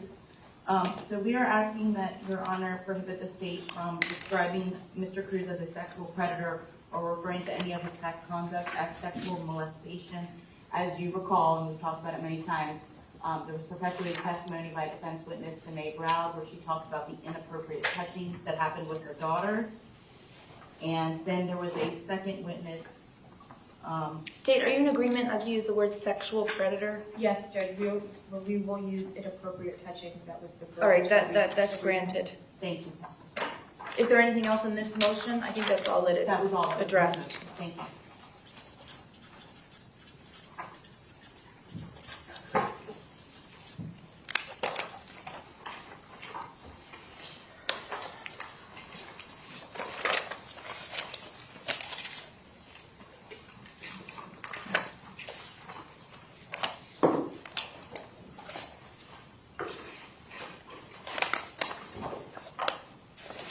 So there's 2 motions left. Defense, corrected motion to preclude the death penalty based on prosecutorial misconduct in attempting to interfere with defense presentation of mitigation.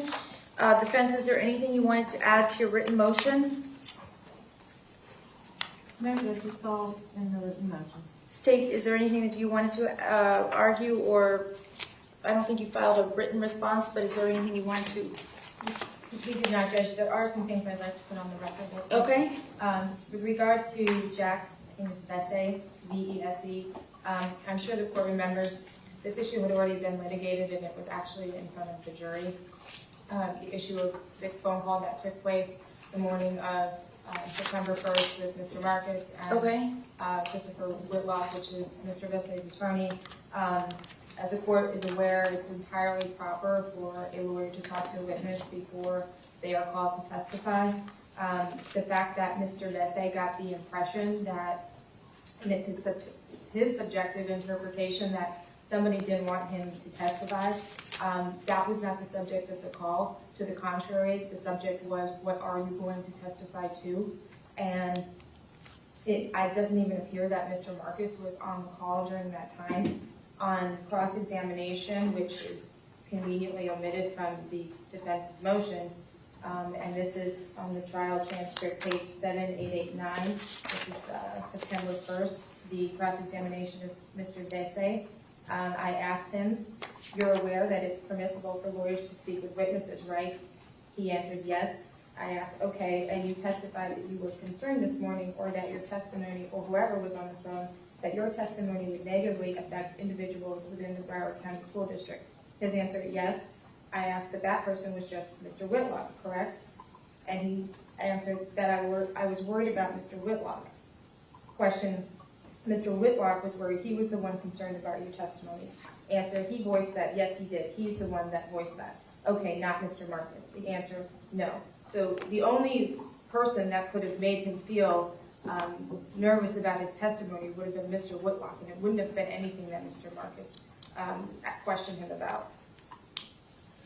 So I just reiterate that it's entirely proper for a lawyer to talk to a witness before their testimony.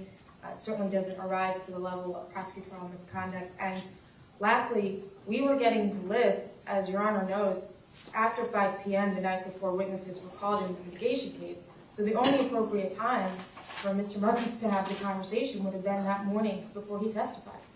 So there's absolutely no prejudice established with regard to that Mr. Vesey's testimony. As to Dr. Andrew Ackerman, and I just want to let the court know, I plan on reading from the statement that had been previously subject matter of it being sealed when we filed a notice to the court after the Daubert hearing was canceled, and it wasn't part, this statement became part of that issue. Dr. Andrew Ackerman was a radiologist that was, or excuse me, a neuroradiologist who is hired by Acumen, which is the agency that does MRIs and PET scans and so on and so forth.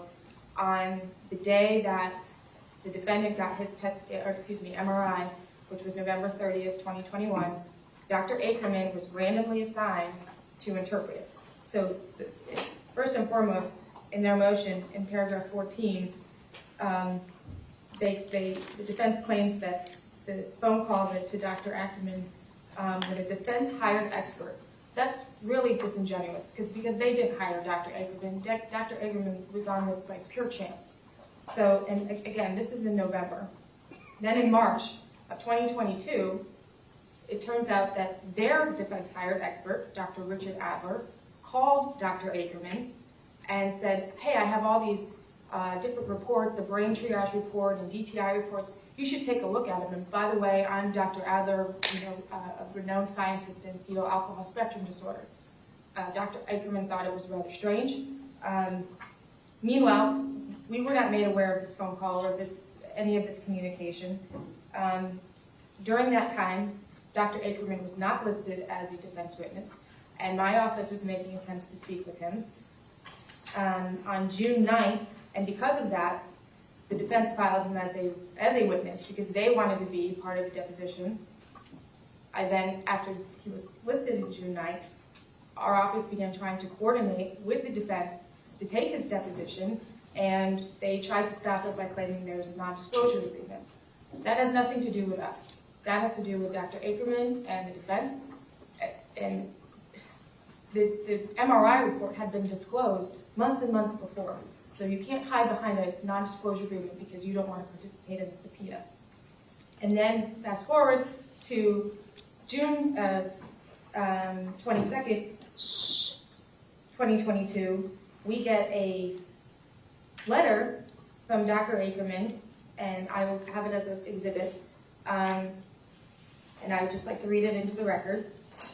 This letter is to state that at the time of my original report, I was hardly given any information on the patient. In fact, I later learned that there were additional sequences performed that were never provided to me. Most times it is typical that we receive incomplete information from imaging centers, and as a result, in this case, my original report was based only on the information I had at the time. Although my report indicated that the original neuroquat sequences showed no visible significant abnormalities, that report was written without the benefit of having access to quantitative DTI and NQ data, nor the brain triage atrophy report.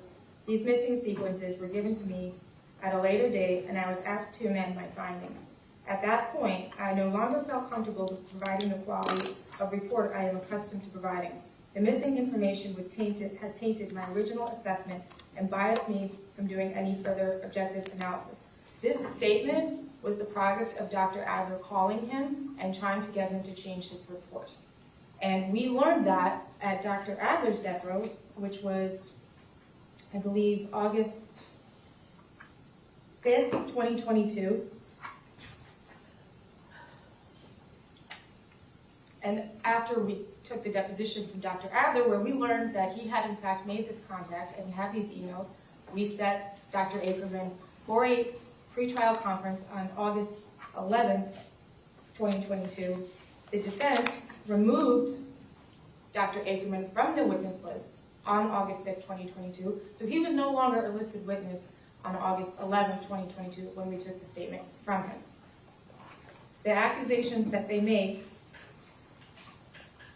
in their motion, paragraph 16, for example, on August 11, 2022, the date of the pretrial conference, defense counsel advised the state that Dr. Ackerman had requested that the defense counsel attend the pretrial conference. Not true. If you look at the statement,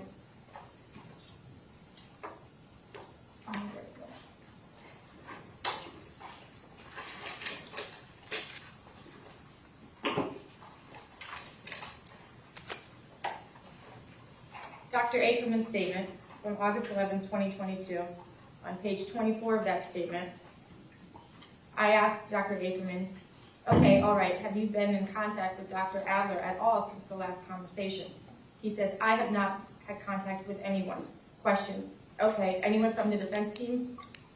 Answer, anyone from the defense? Right. So obviously there's been no conversation between the defense and Dr. Ackerman before he was prepared to give her the statement to the state on August 11, 2022. As far as the paragraph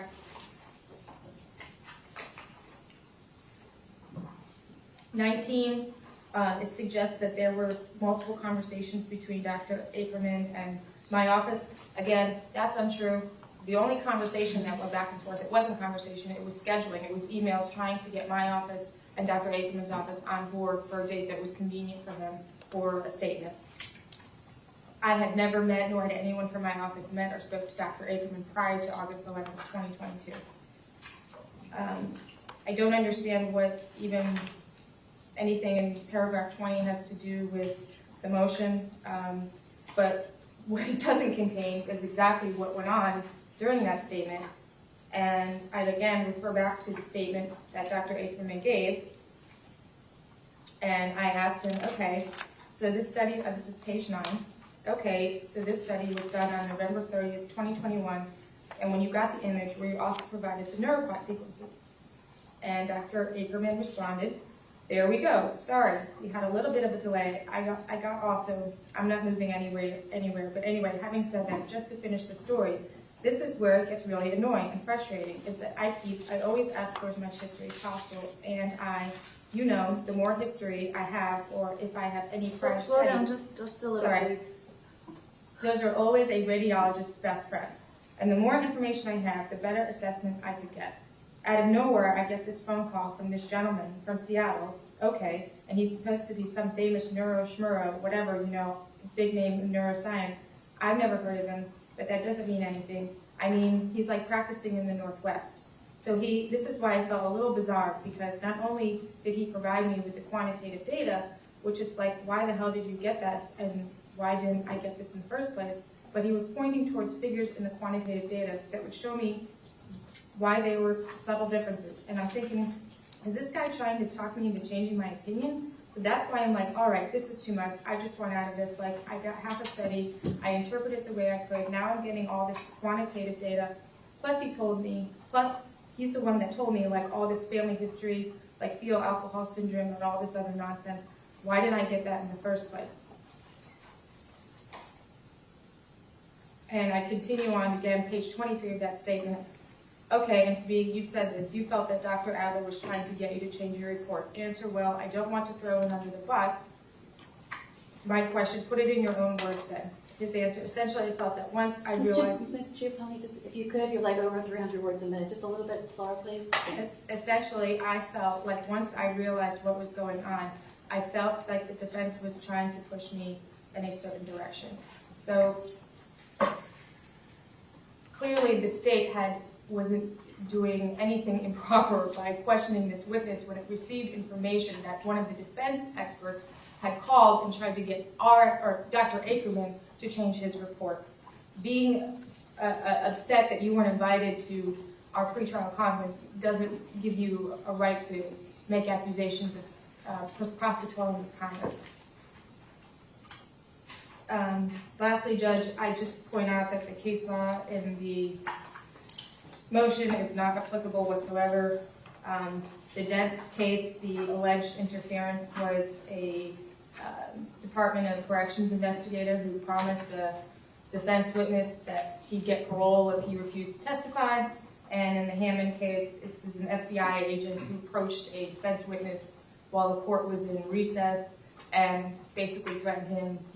This witness had an indictment pending in Colorado. He said Colorado's going to go real bad for you if you continue to testify. So these facts have nothing to do with what's going on here. None of this was preserved, and these witnesses didn't testify. So there is no prejudice. They also didn't file a motion to quash the subpoena, which they could have done. They knew we were going to speak to Dr. Ackerman on the 11th, and if they didn't want it to stop it, they had a remedy to do so, and they chose not to. So we're allowed to talk to witnesses. There was no prosecutorial misconduct here. There was nothing improper that the defense or the state did. So I would ask that this motion be denied. I wanted to just make a record, and I would like to move in the documents that I referenced to. I have them marked as states 26R, 26S, and 26T, so that the record is complete. You want those as court exhibits, so no? Yes. You're not going to go to the jury, Yes, obviously. Yes. So,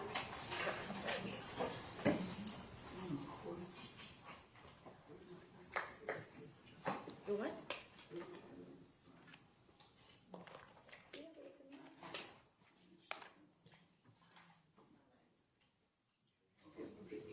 Wait, when the lawyers were up here looking at, 8,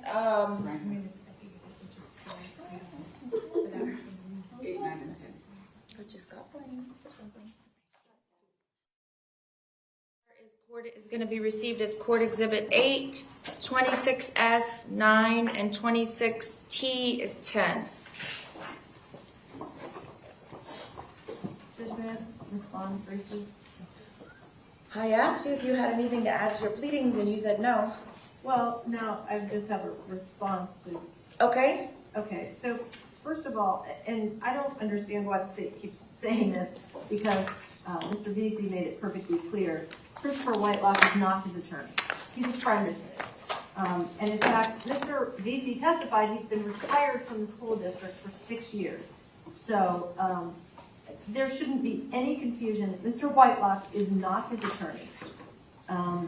And I would find it hard to believe that he would represent that he was his attorney. Second of all, it doesn't really matter whether it was Mr. Whitelock or Mr. Marcus that was saying things to Jack Vesey like, what you say could have implications for the district or implications for people that are friends of yours. How can you say that it doesn't make a difference? If Mr. Marcus wasn't even on the phone when that was said, how can you possibly say that doesn't make a difference? Well, I don't know that there's evidence that he wasn't on the phone. Mr. Marcus said he wasn't on the phone. I understand that, but what Mr. Vesey said is They were concerned about the testimony that I was going to give and how it might implicate other people, is probably the best way I can put it. He didn't say Mr. Marcus left the call, so at best, we have Mr. Marcus standing by while another member of the Florida Bar is trying to pressure a witness into taming his testimony. I don't disagree with that, but what Chris Whitelock said, for whatever reason, what does that have to do with Mr. Marcus? Because if he's on the phone and that's going on. He said he wasn't on the phone, and your witness doesn't know. Mr. Vesey said that they were on the phone. He said that they were both on the phone. He did not say that. I'm reading the transcript. They were concerned about the testimony that I was going to give. And how it might implicate other people. When he was asked who said those things, he said Chris Whitelock said them. Right. And then Mr. Marcus said he wasn't on the phone when that happened. So what you're asking me to do is presume that Mr. Marcus is lying and that he was in cahoots with some school board lawyer who, for whatever reason, said something to a witness that was, I don't know if it was inappropriate or not, because I don't know exactly what was said. Well, I don't see what motivation Mr. Vesey would have to make this up. He said he got a call. I'm not saying he made it up, but what he said was Chris Whitelock said X, Y, and Z to me. Mr. Marcus is representing that he wasn't on the phone when those things were said. So what does this have to do with Mr. Marcus? Because Mr. Vesey testified otherwise and said that Mr. Marcus was on the phone. And if Mr. Marcus hears another member of the Florida Bar trying to pressure a witness into changing his testimony or not testifying, then he should have immediately terminated the conversation and reported it to all of us right away, and that never happened. And that's the best case scenario, that he listened while it happened. He said he wasn't on the phone. Did the gentleman not call the witness before he spoke to Mr. Marcus? Isn't that what happened? Yes. Mr. Whitelock called the witness and then conference called Mr. Marcus. At the request of Mr. Marcus. Why would Mr. Whitelock call him without being requested to do so? Of course, he said he asked him. He wanted to speak to a witness before he testified. There's nothing wrong with that. In fact, the rules say otherwise. So you're going from one extreme to another. I'm not going to make a judgment as to whether or not Chris Whitelock said something that was inappropriate, because really that's none of my business. But if Mr. Marcus wasn't even on the phone for that part of the conversation, you want me to throw out the state's death penalty case because of something that another lawyer did? Yes. We're asking that this court preclude the state from seeking death because Mr. Marcus was on the phone, and I understand the court is saying no, but Mr. Vesey testified otherwise. They were concerned about the testimony that I was going to give and how it might implicate other people is the best way that I can put it. He named him by name, Judge. He's indicating Mr. Marcus is on the phone, and even if Mr. Marcus didn't make these statements to him, he stood by while someone else did, and that's unacceptable. That is improper, and I don't know I don't have the information about the other witness, but this is now a pattern. We also have, and we didn't include this in the motion because we don't have enough actual evidence in writing, but there are two other witnesses who were going to testify that refused to testify either because of Judge, this is not part of the pressure from the motion. state attorney. I'm sorry, guys, we're in time to get to this. I'm going to sustain the objection. Is this part of your motion? I mean, there is a pattern, and I will say that the amount of times that the defense has filed a motion alleging prosecutorial misconduct is more than I have ever seen in any other case. At least 5 or more times you all have filed those types of motions.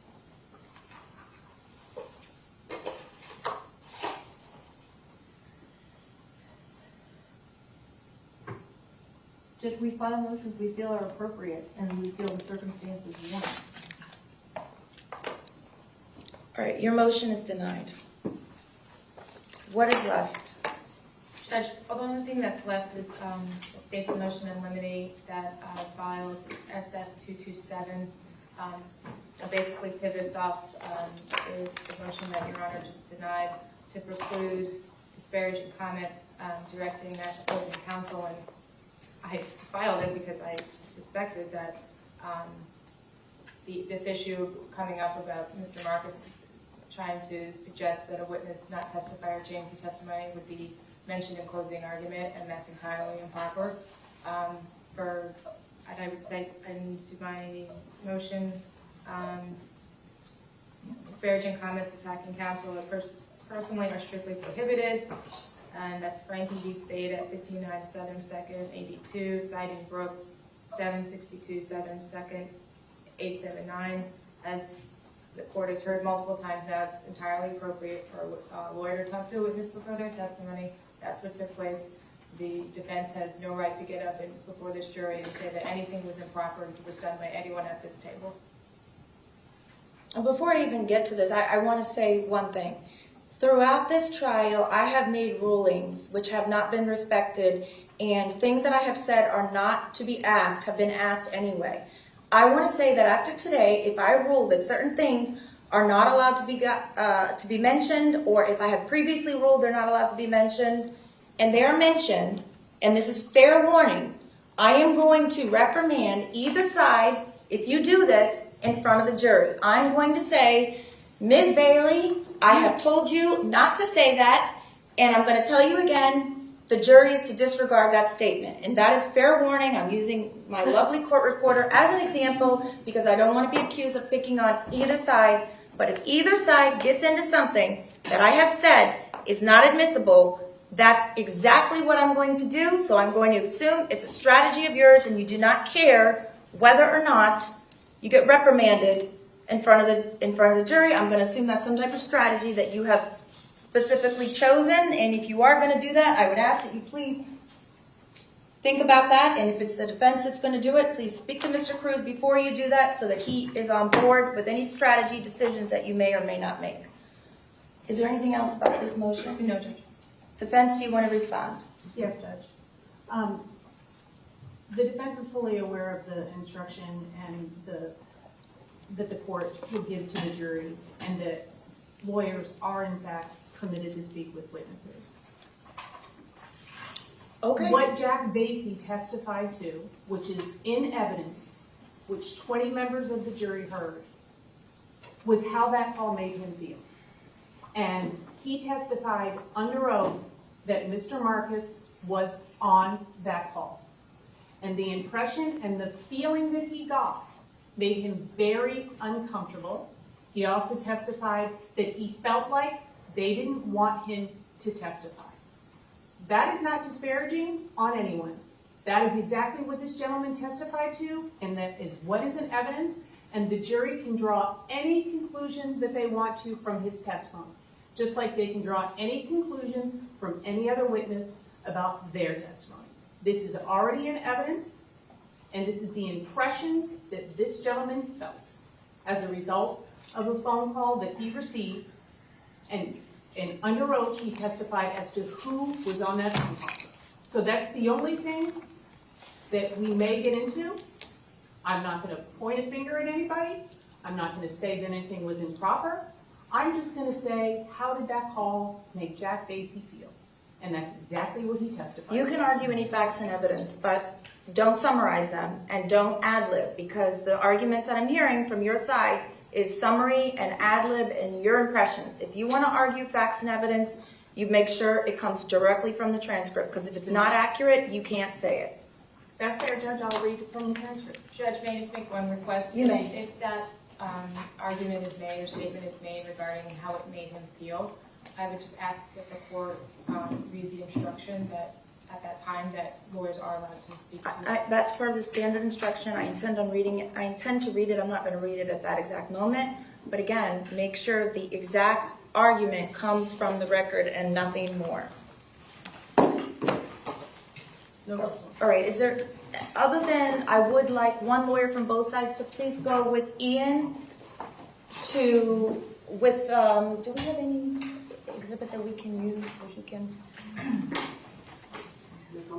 Can we have a thumb drive in it? You said there's a DVD also, State? Did you say there's a CD or a DVD? Yeah, there are some, I don't remember. Okay, well let's try to take one of each item and have one.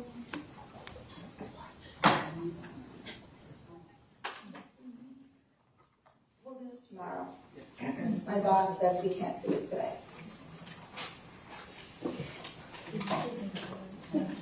Is that okay with you all? We're gonna have plenty of time tomorrow.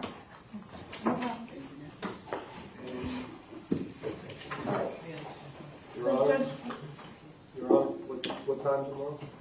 I told the jury 8:30, I'd like to start right at 9 o'clock with closing arguments. Thank you. So, Your Honor, I have a question. If Mr. Satz concludes his deposition at 11, his closing arguments, do you want me to go right into mine? Please. And I'm going to request maybe 15 or 20 minutes between our arguments so that I can text some stuff. That's fine. Also, I can ask you all in the morning, in the abundance of caution, how much time you want, and whether or not you want a warning, and if you want to knock, if you want me to just say 15 minutes. Judge, I'm not going to need a warning. I won't need that, and I can't tell you specifically exactly how long it'll be.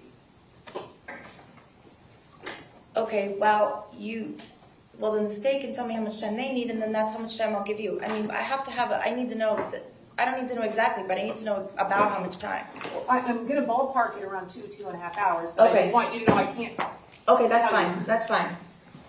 So 2.5 hours. Because I'm still in the process. No, that's fine. So both sides get 2.5 hours. Will And that then be? at the conclusion of closing arguments, we'll review the revised Yes. jury instructions. Yes. And depending on how long Mr. Satz takes, if he does take 2.5 hours, then maybe we'll break for a short lunch before. Just depending on if he's shorter, if he finishes early, we'll just play it by ear. I don't want to take lunch at like 10:30, but. Okay, Okay. thank you. Yeah, I just